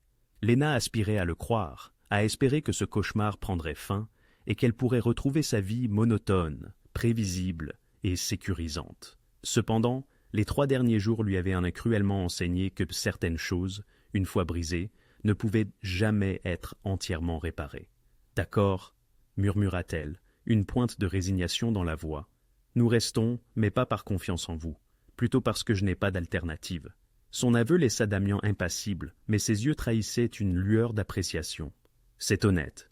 J'estime cela. Une dernière chose. » La voix de Lena se durcit, les mots fusèrent, acérés comme des couteaux. Si le moindre mal arrive à ma fille à cause de cela, à cause de vous, peu importe la nature de votre opération ou le nombre d'hommes à vos ordres, je trouverai un moyen de vous le faire payer, comprenez-vous? L'expression de Damian ne changea pas, mais un scintillement, proche du respect, traversa son regard. Compris. Vers le milieu de la matinée, le refuge avait subi une transformation radicale. Marcus arriva, portant 3 sacs débordant de livres pour enfants, de fournitures de coloriage, de puzzles, et d'une tablette chargée de jeux éducatifs. Un autre garde apporta des provisions, de la vraie nourriture, loin des plats surgelés. Quelqu'un avait même déniché un lapin en peluche identique à celui d'Amelia, au cas où elle perdrait le sien. Lena observait cette scène, partagée entre la gratitude et le ressentiment. C'étaient des criminels, des hommes probablement capables des pires atrocités, et pourtant, ils traitaient sa fille avec une attention déconcertante. Amelia s'adapta plus vite que Lena ne l'aurait imaginé. Avant le déjeuner, elle coloriait à la table de la cuisine, racontant avec enthousiasme ses découvertes sur les papillons à l'école, apparemment indifférente à ce nouvel environnement étrange. « C'est notre nouvelle maison ?»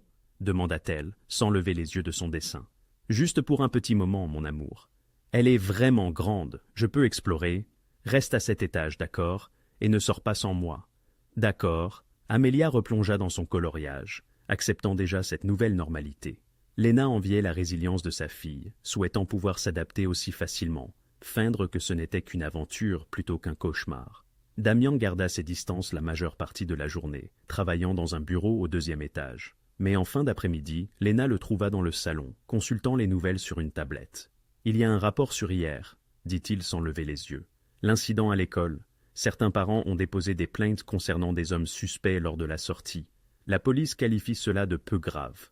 Aucune arrestation. »« Bien sûr que non, » dit Lena en s'asseyant à l'autre bout du canapé. Parce que rien ne s'est vraiment passé, n'est-ce pas? Juste un malentendu. Dans le dossier officiel, oui. Ils restèrent nés silencieux un instant. Puis Amélia apparut dans l'embrasure de la porte, serrant son nouveau livre de coloriage. « Maman, je peux montrer mon papillon à ce monsieur ?» Léna se tendit. « Amélia, ça va ?» La voix de Damian s'adoucit d'une manière que Léna n'avait jamais entendue auparavant. « J'aimerais bien le voir. » Amélia se précipita, totalement sans peur, et lui tendit le livre de coloriage. « Tu vois, je l'ai fait violet et or. » Madame Patterson a dit « Ce ne sont pas de vraies couleurs de papillon, mais je les trouve jolies. » Damian observa le dessin avec sérieux. « Je les trouve parfaits, bien mieux que de ennuyeux papillons bruns. » Amélia rayonna. « Comment tu t'appelles ?»« Damian. C'est un grand nom. »« Oui, et le tien ?»« Amélia Rose Harper. Le rose, c'est pour ma grand-mère. » C'est un très joli nom. Léna observa cet échange, la gorge serrée. Cet homme était responsable de la destruction de sa vie, et sa fille lui montrait son dessin comme s'il était un parfait étranger. Mais Amélia ne savait pas. Elle voyait juste un homme qui était gentil avec elle. Peut-être était-ce une bénédiction, ou peut-être n'était-ce qu'une nouvelle épreuve à laquelle Léna devait faire face. 3 jours devinrent 4, puis 5. Le temps s'écoula étrangement dans la maison sécurisée, à la fois trop lentement et trop vite. Léna se retrouva à adopter des routines qu'elle n'avait jamais souhaitées, à apprendre des schémas qu'elle aurait préféré ignorer. 6 heures du matin, changement de garde. Elle l'entendait chaque matin, les chuchotements, les pas sur le gravier, le démarrage et l'arrêt des moteurs. 7 heures du matin, Damian sortait de son bureau, toujours avec son café, consultant toujours son téléphone en premier. 8 heures du matin, petit déjeuner avec Amélia, feignant la normalité, prétendant qu'elles étaient en vacances, comme elle l'avait dit à sa fille. Le reste de la journée se fondait dans un flou de coloriage et de normalité fabriquée. Mais sous la surface, Léna observait, analysait et commençait à comprendre la machine infernale dans laquelle elle avait été précipitée. L'opération de Damian fonctionnait avec une précision militaire. Les gardes se relayaient toutes les 6 heures. Jamais le même homme 2 fois de suite. Les communications se faisaient en code. Elle entendait des fragments, des chiffres et des lieux qui ne signifiaient rien pour elle, mais tout pour eux.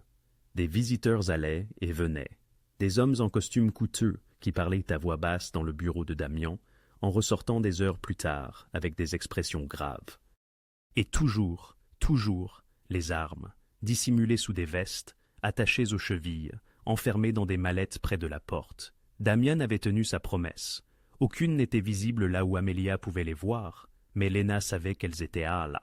Elle sentait leur présence comme un poids dans l'air. « Vous m'observez » dit Damian un soir, la trouvant dans la cuisine après qu'Amélia fut couchée. Léna ne le nia pas.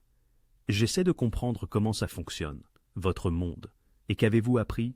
Que vous êtes paranoïaque, que vous ne faites confiance à personne, que chaque conversation est calculée, chaque mouvement planifié. » Elle soutint son regard. « Que vous vivez comme un homme qui s'attend à la trahison à chaque coin de rue. » Observation lucide. Il se servit un whisky dans une carafe en cristal. « Vous avez raison sur tous les points. Comment vivez-vous comme ça? » « L'habitude. » Il prit une gorgée. « On serait surpris de ce qui devient normal quand votre vie en dépend. » Léna voulut lui dire qu'elle ne s'habituerait jamais à ça, que cela ne serait jamais normal. Mais après 5 jours, elle savait déjà quels gardes étaient amicaux, lesquels elle pouvait solliciter pour de petits services. Elle reconnaissait déjà le bruit des pas de Damian par rapport à ceux de Marcus. Elle vérifiait déjà elle-même les moniteurs de sécurité avant de se coucher. Peut-être que l'adaptation était une forme de survie. Peut-être que c'était tout ce qu'il faisait. Le 6e jour, tout bascula. Léna fut réveillée par des voix animées en bas. Pas des cris, mais une urgence contenue, une intensité qui annonçait un problème imminent. Elle s'assura qu'Amélia dormait paisiblement, puis descendit prudemment les escaliers. Damian se tenait dans le salon avec Marcus et 2 autres gardes, tous les regards rivés sur l'écran d'un ordinateur portable. « Montrez-moi encore » dit Damian. Marcus relança la séquence de surveillance. Même de sa position sur les escaliers, Léna put le voir. Une silhouette à la lisière de la propriété, visible quelques secondes avant de disparaître dans les arbres. Puis un autre angle, une silhouette différente, un autre endroit. 3 tentatives distinctes la nuit dernière, rapporta Marcus. Toutes depuis des vecteurs d'approche différents. Ils sondent de nos défenses, testent de nos temps de réaction. Pour voir à quelle vitesse nous réagissons, où nous sommes positionnés. Ajouta un autre garde. La mâchoire de Damian était serrée. Victor devient audacieux ou désespéré. Dans les 2 cas, il prépare quelque chose. Léna dut faire un bruit, car les 4 hommes se tournèrent vers elle. Elle descendit les escaliers lentement, consciente de sa tenue de pyjama et de robe de chambre, consciente de ne pas avoir sa place dans cette conversation. « Qu'est-ce qui se passe » demanda-t-elle. Damian échangea un regard avec Marcus, puis répondit. « Les Volov ont trouvé cet endroit. Ils surveillent dans la propriété. Vous avez dit que cet endroit était sécurisé. Il l'est, mais aucun endroit n'est invisible éternellement. » Il referma l'ordinateur portable. « Ils testent pour notre périmètre, cherchant des faiblesses. » « Pourquoi? Que veulent-ils? Vous. Ils pensent toujours que vous détenez des informations précieuses à extraire. » La peur se noua dans l'estomac de Léna. « Alors, que fait-on? » « Nous restons en alerte. Nous augmentons les patrouilles. Nous nous préparons. » La voix de Damian était posée, mais elle percevait la tension dans ses épaules. « Et nous ne sous-estimons pas Victor. Il est patient, mais il est aussi impitoyable. » Au cours des 2 jours suivants, les incursions s'intensifièrent. Léna les constatait sur les moniteurs de sécurité. Des ombres à la lisière des bois, des véhicules slow-est le long de la route d'accès, des drones bourdonnant au-dessus, jusqu'à ce que les hommes de Damian les abattent avec ce qui ressemblait à des fusils high-tech. L'atmosphère dans le refuge changea. Les gardes portaient désormais leurs armes ouvertement, la promesse de Damian oubliée face à la menace grandissante. Les conversations se faisaient en phrases hachées. Tout le monde bougeait plus vite, vérifiait les coins, regardait par-dessus son épaule. Léna occupait Amelia, la tenait éloignée des fenêtres, la distrayait avec des jeux et des histoires. Mais la nuit, quand sa fille dormait, Léna se tenait à la fenêtre de la chambre et observait les bois, y voyant des formes qui auraient pu être des arbres ou des hommes. « Vous devriez rester loin des fenêtres, » dit Damian un soir, apparaissant derrière elle si silencieusement qu'elle sursauta. « Je ne peux pas dormir. »« Moi non plus. » Ils se tiennent à côté d'elle, tous les 2 fixant l'obscurité. Ils sont là, en train de regarder, d'attendre une ouverture. Quand vont-ils arrêter? Quand ils obtiendront ce qu'ils veulent, ou quand le coût deviendra trop élevé. Il marqua une pause. Je m'efforce de faire en sorte que ce soit la 2e option. Qu'est-ce que cela signifie? Cela signifie que j'exerce une pression, que je perturbe les opérations de Victor, que je lui coûte de l'argent et des ressources, le forçant à choisir entre vous pour chasser et protéger ce qui lui appartient. M'utiliser comme appât? Non, vous utilisez comme motivation.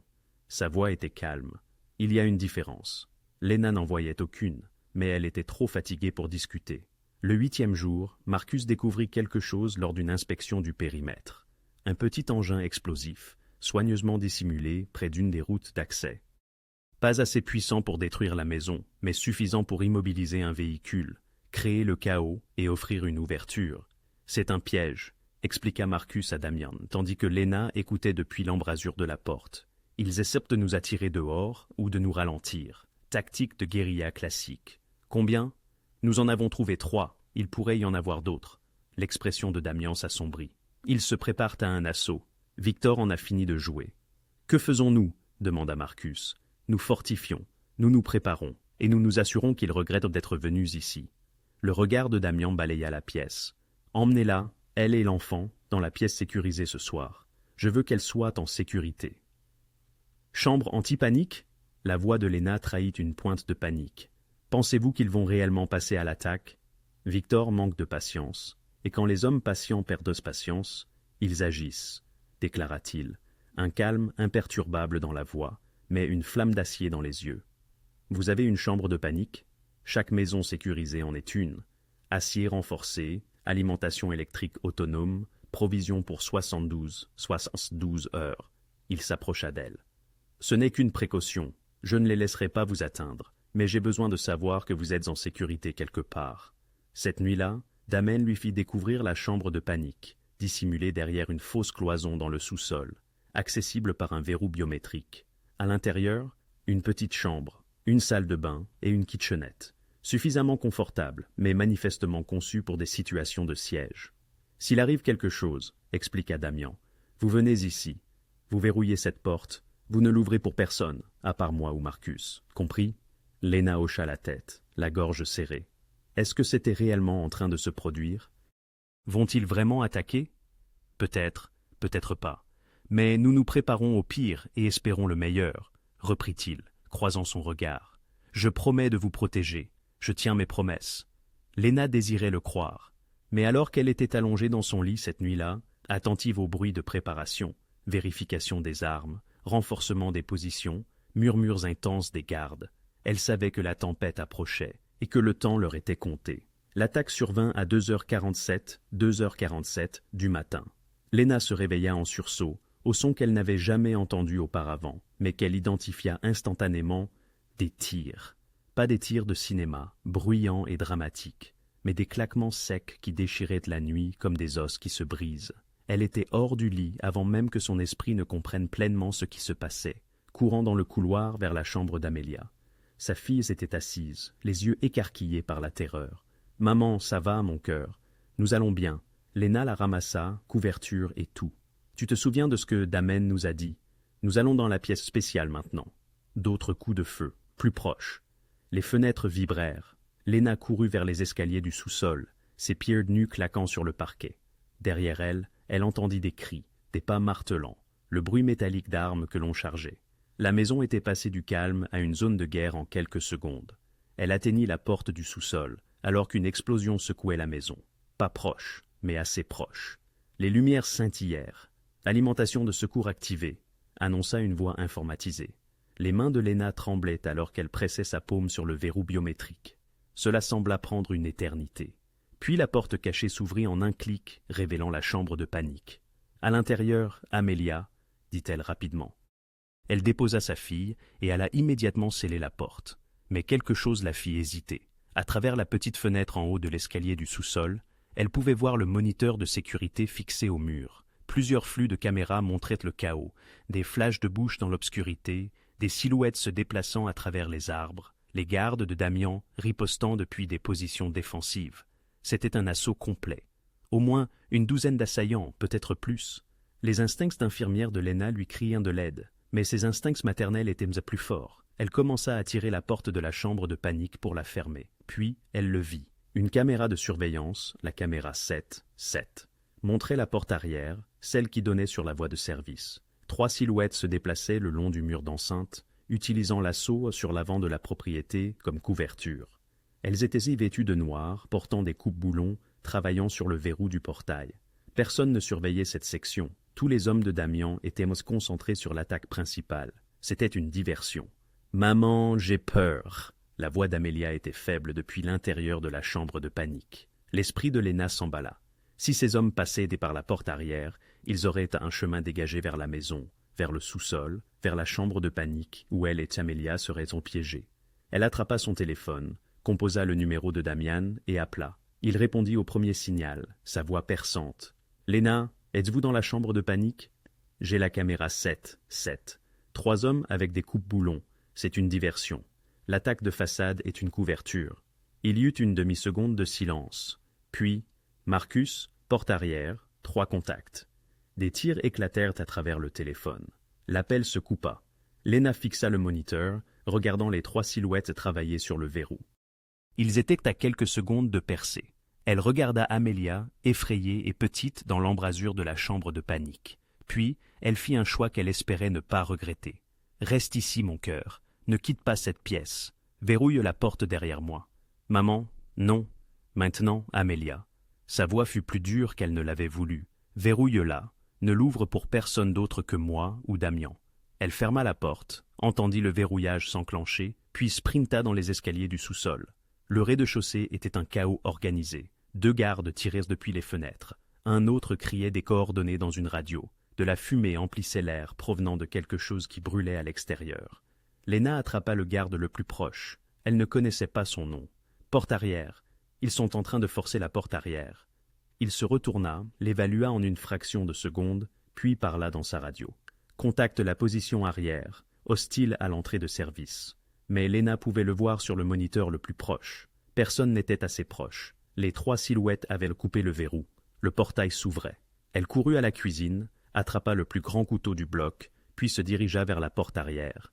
Elle n'avait aucun plan, aucune formation, juste le courage désespéré d'une mère et la certitude que si ces hommes entraient, Amelia était leur cible. La porte arrière menait à un vestiaire et une entrée de service. Lena se positionna derrière la porte, le couteau serré des 2 mains, son cœur battant si fort qu'elle pensa qu'il allait lui transpercer les côtes. Elle entendit des bottes sur le gravier, des chuchotements dans une langue qu'elle ne comprenait pas. Du russe, peut-être. La poignée de la porte tourna. Chaque instinct lui criait de fuir, de se cacher, de retourner auprès d'Amelia, mais elle tint bon. La porte s'ouvrit. Un homme en tenue tactique franchit le seuil, l'arme levée, balayant la pièce. Léna ne réfléchit pas. Elle se précipita et bloqua la porte de son épaule, le piégeant entre la porte et le cadre. Il grogna de douleur, l'arme claquant au sol. « Contact !» cria-t-il à son équipe, mais Léna criait déjà. « Ici, ils sont ici, entrée arrière !»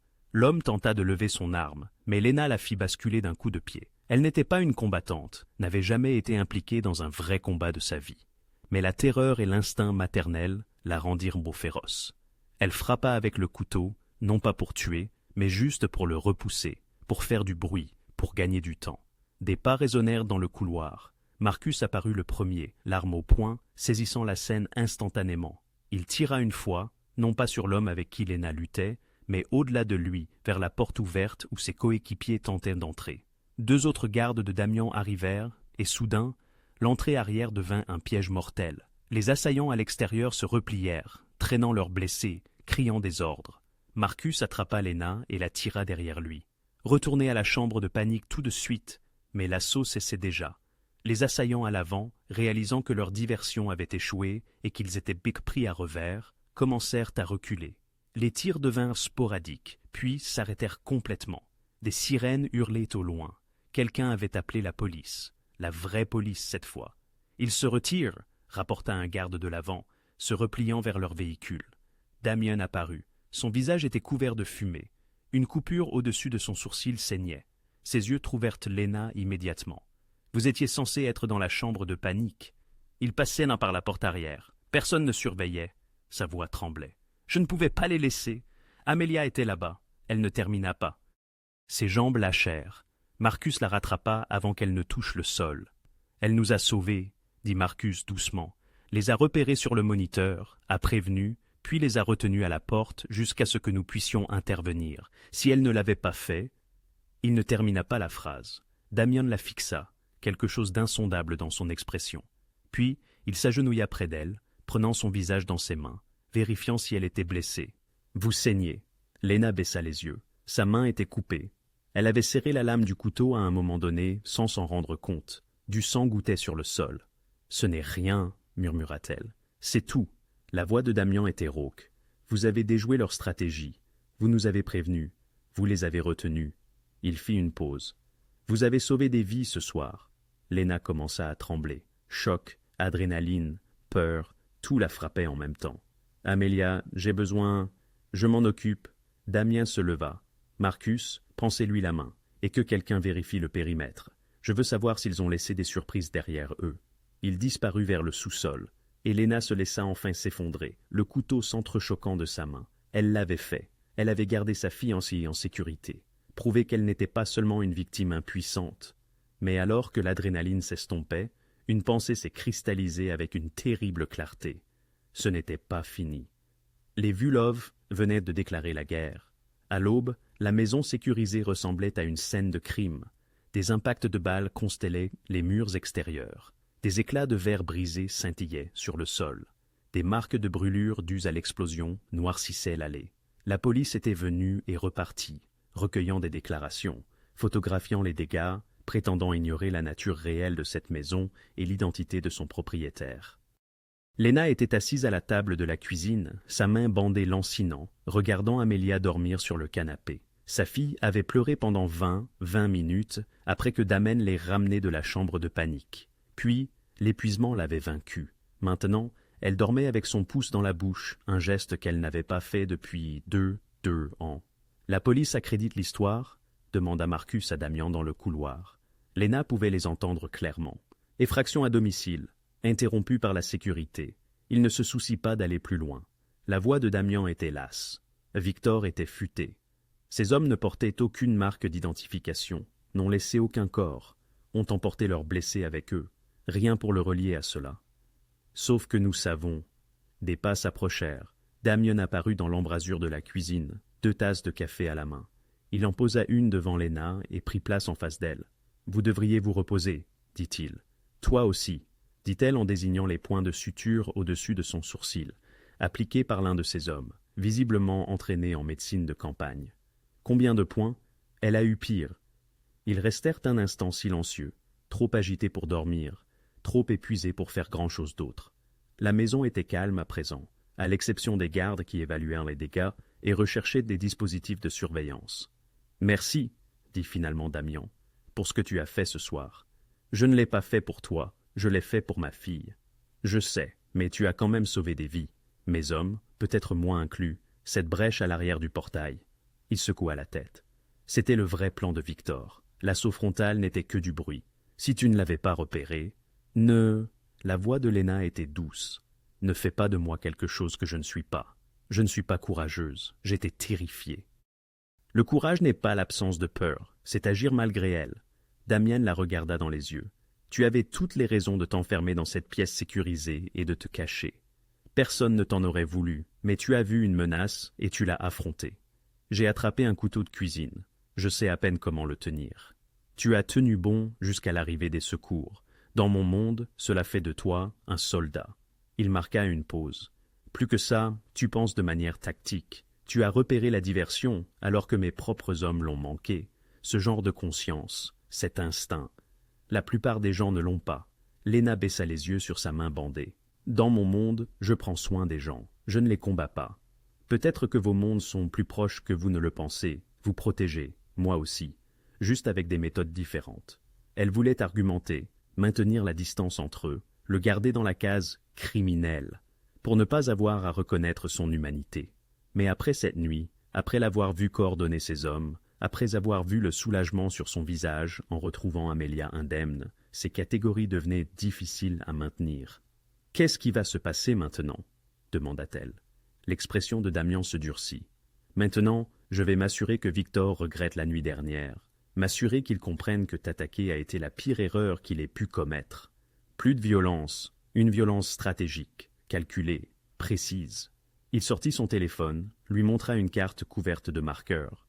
Victor a 12 opérations principales dans cette région. Des routes de livraison, des façades de blanchiment d'argent, des raquets de protection. Au cours des deux prochaines semaines, je vais systématiquement démanteler chacune d'elles. À cause de moi. Parce qu'il est entré chez moi et a essayé de prendre ce que je protège. Parce qu'il a mis en danger une enfant. Parce qu'il doit apprendre que certaines limites ne sont pas franchies. La voix de Damian était froide, une fureur contenue. Quand j'aurai fini, il sera tellement occupé à essayer de sauver sa propre opération qu'il n'aura plus de ressources à te consacrer. Léna examina la carte. Chaque marqueur représentait quelque chose d'illégal, quelque chose qui blessait des gens. Mais chaque marqueur représentait aussi le pouvoir de Victor Vulov, et Damian allait tout détruire. Tu vas déclencher une guerre. La guerre a commencé quand il a pris ses photos sur l'autoroute 47. La nuit dernière n'était que le premier affrontement majeur. Damian rangea son téléphone. Mais cela se terminera d'une manière ou d'une autre. Soit Victor accepte que tu ne sois personne et recule, soit il perd tout en essayant de prouver le contraire. Et s'il ne recule pas? Le silence de Damian fut une réponse suffisante. Au cours des heures suivantes, Léna regarda Damian se métamorphoser. L'homme qui avait montré de la tendresse envers Amelia, qui avait promis de la protéger, disparut derrière un masque de froide détermination. Il passa 3 heures en appels chiffrés, parlant en code, mais avec une autorité incontestable. Les pièces bougeaient sur son échiquier.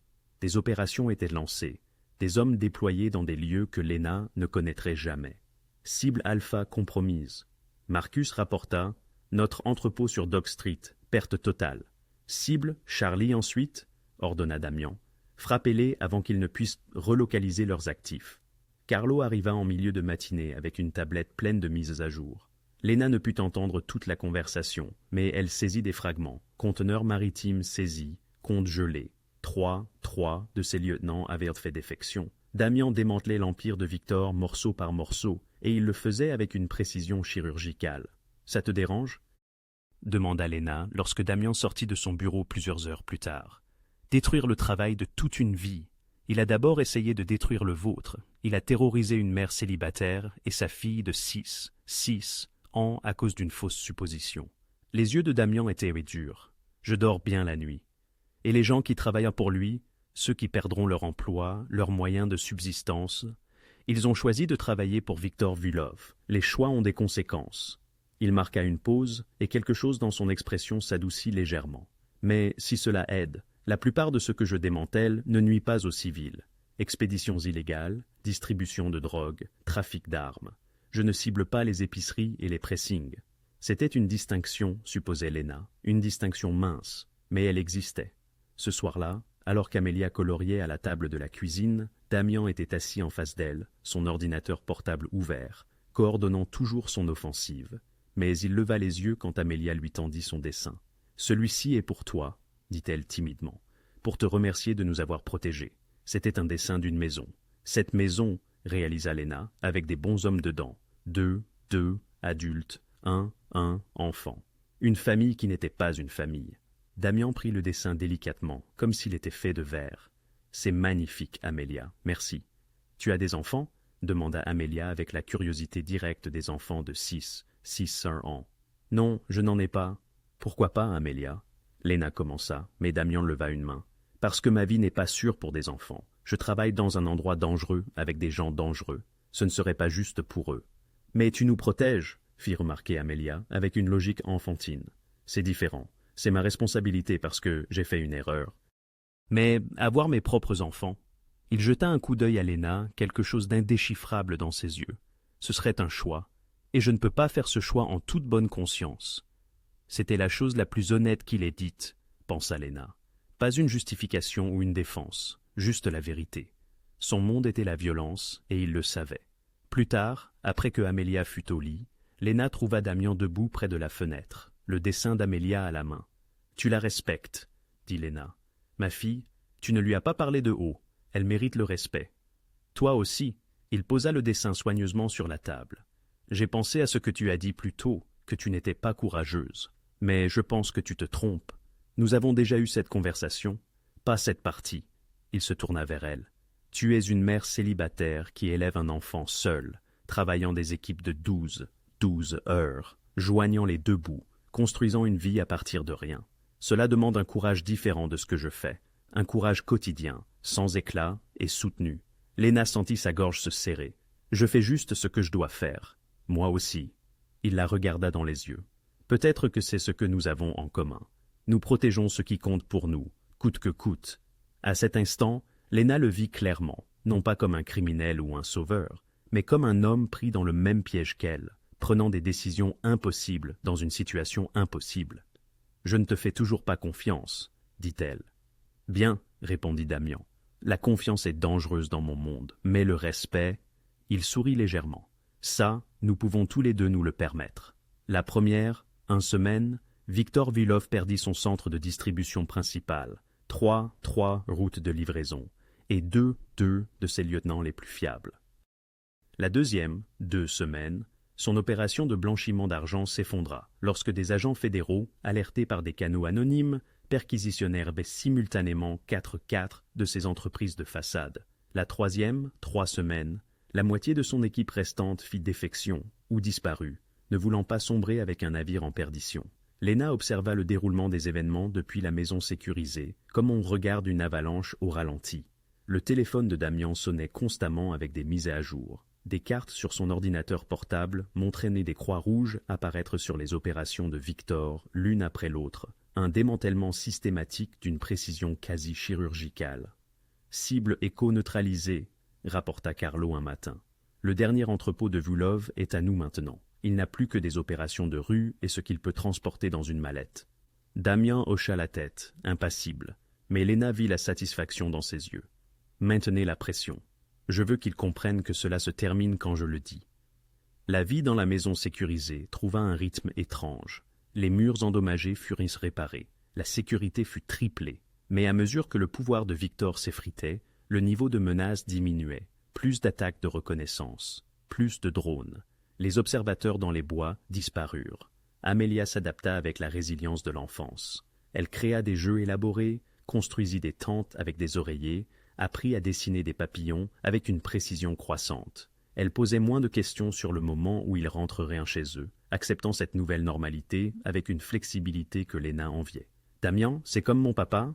demanda Amélia un après-midi alors qu'elle faisait des cookies. Une scène domestique qui semblait surréaliste étant donné leurs circonstances. Les mains de Léna restèrent immobiles dans la pâte à biscuits. « Pourquoi tu demandes ça ?»« Au pis parce qu'il était souvent là, et il nous protège comme les papas sont censés le faire. Ce n'est pas ton papa, ma chérie, c'est quelqu'un qui nous aide à traverser une période difficile. Mais je l'aime bien. » La voix d'Amélia était petite. « C'est grave ?» Léna serra sa fille contre elle, de la farine les saupoudrant toutes les deux. « Oui, bébé, ce n'est pas grave d'aimer les gens qui sont gentils avec toi. » Mais la question resta logée dans la poitrine de Léna comme une écharde. Amélia s'attachait, et quand tout cela serait terminé, quand il s'éloignerait, comme Damian l'avait promis, ce serait une autre perte à gérer pour sa fille. Dès la 4e, 4 semaines, Victor Vulov était désespéré. Il essaie de contacter via des intermédiaires, dit Marcus à Damian lors d'une de leurs réunions stratégiques. Léna était dans la pièce d'à côté, mais pouvait entendre chaque mot. Il veut négocier les conditions. Dit qu'il était prêt à accepter que la femme Harper ne soit personne. Qu'est-ce qu'il propose? Des concessions de territoire. 3 pâtés de maison au centre-ville, des droits d'expédition exclusifs sur le corridor sud et une garantie de non-représailles pour l'assaut du refuge. Il offre ce qu'il n'a plus le pouvoir de livrer. Le rire de Damian était froid. Faites-lui savoir que les seules conditions que j'accepterais impliquaient un retrait complet de mes territoires et une reconnaissance formelle de sa part qu'il a sciemment ciblé une civile sans motif valable. Cela le déshonorera grandement. Ces hommes restants y verront une marque de faiblesse. C'est précisément l'objectif. Je souhaite que chacun comprenne les conséquences de s'en prendre à quelqu'un sous ma protection. Léna apparut dans l'embrasure de la porte. Et s'il n'est pas d'accord? Les deux hommes se tournèrent. L'expression de Damian était impénétrable. Alors ce conflit perdura jusqu'à ce qu'il ne lui reste plus rien. Plus de violence, plus de destruction. C'est son choix, pas le mien. Je lui ai offert une porte de sortie. S'il est trop orgueilleux pour la saisir, cela lui incombe. Mais Léna décela l'épuisement sur son visage, le poids de 4 semaines de guerre incessante. Cela le rongeait aussi, même s'il refusait de l'admettre. Victor Vulov accepta les termes de Damian un mardi matin. La reconnaissance formelle fut transmise par les canaux criminels établis. Une déclaration enregistrée, admettant qu'il avait poursuivi une civile innocente en raison d'informations erronées. Elle allait circuler dans le milieu souterrain, marquant de façon indélébile la réputation de Victor. Associée à ses pertes territoriales, cette situation le marginaliserait définitivement en tant que puissance majeure. « C'est terminé », annonça Damian à Léna ce soir-là. Victor a déclaré publiquement « Vous n'êtes personne ».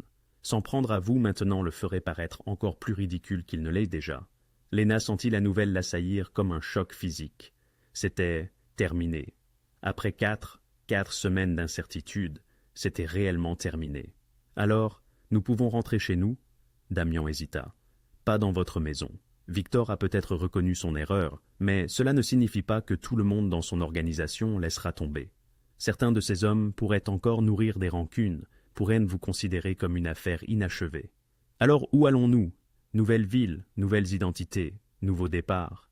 Il sortit un dossier, l'ouvrit pour montrer des documents, des actes de naissance, des cartes de sécurité sociale, tous avec des noms différents. J'ai des personnes spécialisées dans ce domaine. Vous serez Emily Ross, enseignante de l'Ohio, changeant de région pour le travail. Amélia deviendra Sophie. Des antécédents impeccables, des historiques vérifiables, tout ce dont vous avez besoin. Léna fixa les documents, ces noms qui allaient effacer son existence. Je disparais, tout simplement, j'abandonne tout. C'est l'option la plus sûre. Victor est neutralisé, mais le monde dans lequel j'évolue a une mémoire tenace. De cette façon, vous en serez vraiment libéré. Qu'en est-il de ma mère, de mon frère Marcus, le vrai, de mes amis? Vous pourrez les contacter éventuellement une fois que suffisamment de temps se sera écoulé. Mais pour la première année, une rupture nette est plus sage. La voix de Damian s'adoucit. Je sais que ce n'est pas juste. Je sais que vous perdez plus que vous ne devriez, mais vous serez en vie. Amélia sera en sécurité. Léna pensa à sa petite maison avec les jardinières, à son emploi à l'hôpital, au café où tout le monde connaissait sa commande, à la vie qu'elle avait construite à partir de rien après le départ du père d'Amélia. Tout cela disparut. Où? Demanda-t-elle doucement. Denver. Bonnes écoles, bon système hospitalier. Vous pourrez continuer à exercer votre métier d'infirmière. J'ai déjà établi vos qualifications, vérifié votre licence sous le nouveau nom. Vous aurez 6 mois de frais de subsistance et un compte. Assez de temps pour trouver du travail et vous installer. Vous avez pensé à tout. C'est le moins que je puisse faire. Damian referma le dossier. Vous partez dans 3 jours. Cela nous donne le temps de vous briefer sur vos nouveaux antécédents. Assurez-vous d'être à l'aise avec cette nouvelle identité. 3 jours. 3 jours avant que tout ne change à nouveau. Cette nuit-là, Léna trouva Damian à son poste habituel près de la fenêtre, contemplant l'obscurité. « Merci, dit-elle, de tenir votre promesse, de nous avoir maintenus en vie. Je vous ai dit que je tenais mes promesses. Serez-vous bien après notre départ ?» La question sembla le surprendre. « Je suis toujours bien, ce n'est pas ce que j'ai demandé. » Damian se tourna vers elle et un instant, le masque tomba. Elle décela sa solitude, l'isolement d'une vie où la confiance était une monnaie et la trahison, la norme. « Elle me manquera, dit-il doucement. Amélia, ses dessins, ses questions, son rire. » Il marqua une pause. « Et il me manquera d'avoir quelqu'un qui me regarde comme si j'étais capable d'être plus que ce que je suis. Vous êtes plus que ce que vous êtes. Peut-être. Ou peut-être avez-vous simplement vu ce qu'il fallait voir pour survivre à cela. » Il s'éloigna de la fenêtre. 3 jours, Léna. Ensuite, vous retrouverez votre vie. Nom différent, ville différente, mais votre vie. C'est tout ce qui compte. Il la laissa seule. Et Léna réalisa qu'en 4 semaines passées dans son monde, quelque chose avait changé. Elle ne lui faisait pas confiance, probablement jamais. Mais elle le comprenait. Et la compréhension était parfois plus complexe que la confiance. 6 semaines plus tard, Emily Ross était assise dans une banquette d'angle d'un petit café du centre-ville de Denver, observant l'agitation matinale à travers les grandes baies vitrées. Les montagnes se distinguaient au loin, enneigées et magnifiques. Un nouveau départ à plus d'un titre. Amelia, désormais Sophie, bien que Léna s'y trompe encore parfois, était à sa nouvelle école, 3, pâté de maisons plus loin. Riverside Elementary, de bons professeurs, des classes à effectifs réduits, une cour de récréation où les enfants riaient sans crainte. Sa fille s'était adaptée plus vite que Léna ne l'avait imaginé, se faisant des amis, ramenant à la maison des œuvres d'art fièrement signées de son nouveau nom. Léna sirotait son café et vérifia son téléphone. Aucun message, c'était la nouvelle normalité. Son ancien numéro était déconnecté, ses anciens contacts inaccessibles. La femme nommée Léna Harper n'existait plus que dans les souvenirs et les archives hospitalières. La porte du café s'ouvrit. Léna le sentit avant de le voir. Cette conscience particulière qu'elle avait développée durant 4 semaines passées dans son univers. Damian Vezri entra, vêtu d'un jean et d'une veste en cuir, ressemblant en rien au chef mafieux qui avait démantelé un empire. Il aurait pu être n'importe qui. C'était probablement le but. Il la repéra immédiatement, traversa le café et s'installa sur la banquette en face d'elle. « Vous êtes venu, » dit Léna. « Vous me l'avez demandé. » Il jeta un coup d'œil autour du café, vieilles habitudes, évaluant les sorties et les menaces. « Comment vous installez-vous ? » C'est étrange. Bizarre, mais positif. Sophie adore son école. Je commence à Denver General la semaine prochaine. Il pense que je suis une infirmière de l'Ohio avec 5 ans d'expérience aux urgences, ce qui est techniquement vrai, juste sous un nom différent. Et vous, comment allez-vous ? Léna réfléchit à la question. Je m'ajuste. Parfois, j'oublie et je prononce presque mon vrai nom. Parfois, je vois un SUV noir et mon cœur s'arrête. Mais la plupart du temps, elle sourit légèrement.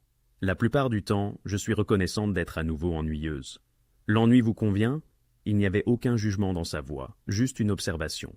Ils restèrent silencieux un instant, le café bourdonnant de gens ordinaires, menant des vies ordinaires. Personne ici ne savait ce qu'ils avaient enduré. Personne ne connaissait la violence qui les avait réunis. « Je voulais vous remercier, » finit par dire Léna, « d'avoir tenu votre promesse, de nous avoir protégés, de nous avoir donné cette chance. Vous n'avez pas besoin de me remercier, c'est ma faute depuis le début. Peut-être, mais vous auriez pu vous retirer, auriez pu décider que nous ne valions pas la peine. » Elle rencontra son regard. « Vous ne l'avez pas fait, cela compte. » L'expression de Damian s'adoucit légèrement. « Sophie m'a envoyé quelque chose. » Il y a quelques jours, il sortit son téléphone, lui montra une photo, l'un des dessins de papillons d'Amélia, photographié et envoyé via un canal crypté que Léna ne saisissait pas. Sa fille l'avait écrit en bas avec des lettres soignées. « Merci d'être courageux. » La gorge de Léna se serra. Elle voulait vous dire au revoir. Je ne pouvais pas lui dire comment vous contacter, alors Marcus l'a aidé. Il a un faible pour les enfants. Damian rangea son téléphone. Dites-lui que je le garderai, que cela signifie plus qu'elle ne le sait. Je le ferai. Un autre silence. Celui-ci plus lourd. Ils savaient tous les deux ce qui allait suivre. « C'est un au revoir », dit Lena. « Oui, il le faut, mon monde et le vôtre. Ils ne peuvent plus se chevaucher, pour votre sécurité, pour l'avenir de Sophie. »« Je sais. » Lena tendit la main, posa sa main sur la sienne. « Juste un instant. Je ne sais toujours pas si vous êtes un homme bon qui fait de mauvaises choses, ou un mauvais homme qui a fait une bonne chose. Est-ce que cela importe? Non? Je suppose que non. » Elle retira sa main. « Je veux juste que vous sachiez que dans une autre vie, dans des circonstances différentes, je pense que nous aurions pu être amis. » Le sourire de Damian était authentique, chaleureux et douloureusement triste. Dans une autre vie, peut-être l'aurais-je mérité. Il se leva, déposa de l'argent sur la table pour son café et boutonna sa veste. Un instant, il eut l'air de vouloir dire quelque chose de plus. Puis, il hocha simplement la tête une fois et se dirigea vers la porte. Lena le regarda partir. Cet homme qui avait bouleversé sa vie et l'avait ensuite soigneusement reconstruite sous une forme différente. La porte se referma derrière lui. À travers la fenêtre, elle le vit monter dans une berline en attente. Pas un SUV, rien de flashy. En quelques secondes, il avait disparu, se fondant dans la circulation de Denver comme s'il n'avait jamais été là. Son téléphone vibra, un texto d'un numéro inconnu qui s'effacerait en 60 secondes. « Sois en sécurité, sois heureuse, oublie-moi. » Lena répondit rapidement. « Merci pour tout. J'espère que vous trouverez la paix. » Elle regarda les messages disparaître, la conversation s'effaçant de l'existence. Dehors, le monde continuait. Des parents accompagnant leurs enfants à l'école. Des hommes d'affaires se pressaient vers leur bureau. La vie avançait comme elle l'a toujours fait, indifférente aux petits drames qui changent à jamais les vies individuelles. Lena termina son café, quitta le café et marcha vers son nouvel appartement. Ce soir, elle cuisinerait, aiderait Sophie avec ses devoirs, peut-être lui lirait-elle une histoire pour dormir. Demain, elle commencerait son nouveau travail, rencontrerait de nouveaux collègues, établirait de nouvelles routines. Elle n'oublierait pas ce qui s'était passé, ne pouvait pas oublier, mais elle irait de l'avant. Un message texte envoyé au mauvais numéro l'avait plongée dans un cauchemar, mais cela lui avait aussi montré une force qu'elle ignorait posséder, un courage qu'elle ne savait pas qu'elle avait. Cela avait mis un homme sur son chemin qui avait détruit des parties de lui-même pour la maintenir intacte. Pas une histoire d'amour, pas un conte de fées, juste deux personnes dont les vies s'étaient heurtées par accident, qui s'étaient déprotégées malgré des obstacles impossibles, qui s'étaient séparées sachant qu'elles avaient été changées pour toujours. Lena Harper était partie. Emily Ross cheminait à présent sous les rayons du soleil, ses pas portant le poids des ténèbres passées, profondément reconnaissante pour la monotonie des jours et la sérénité des nuits. Parfois, cela suffisait. Parfois, cela représentait tout.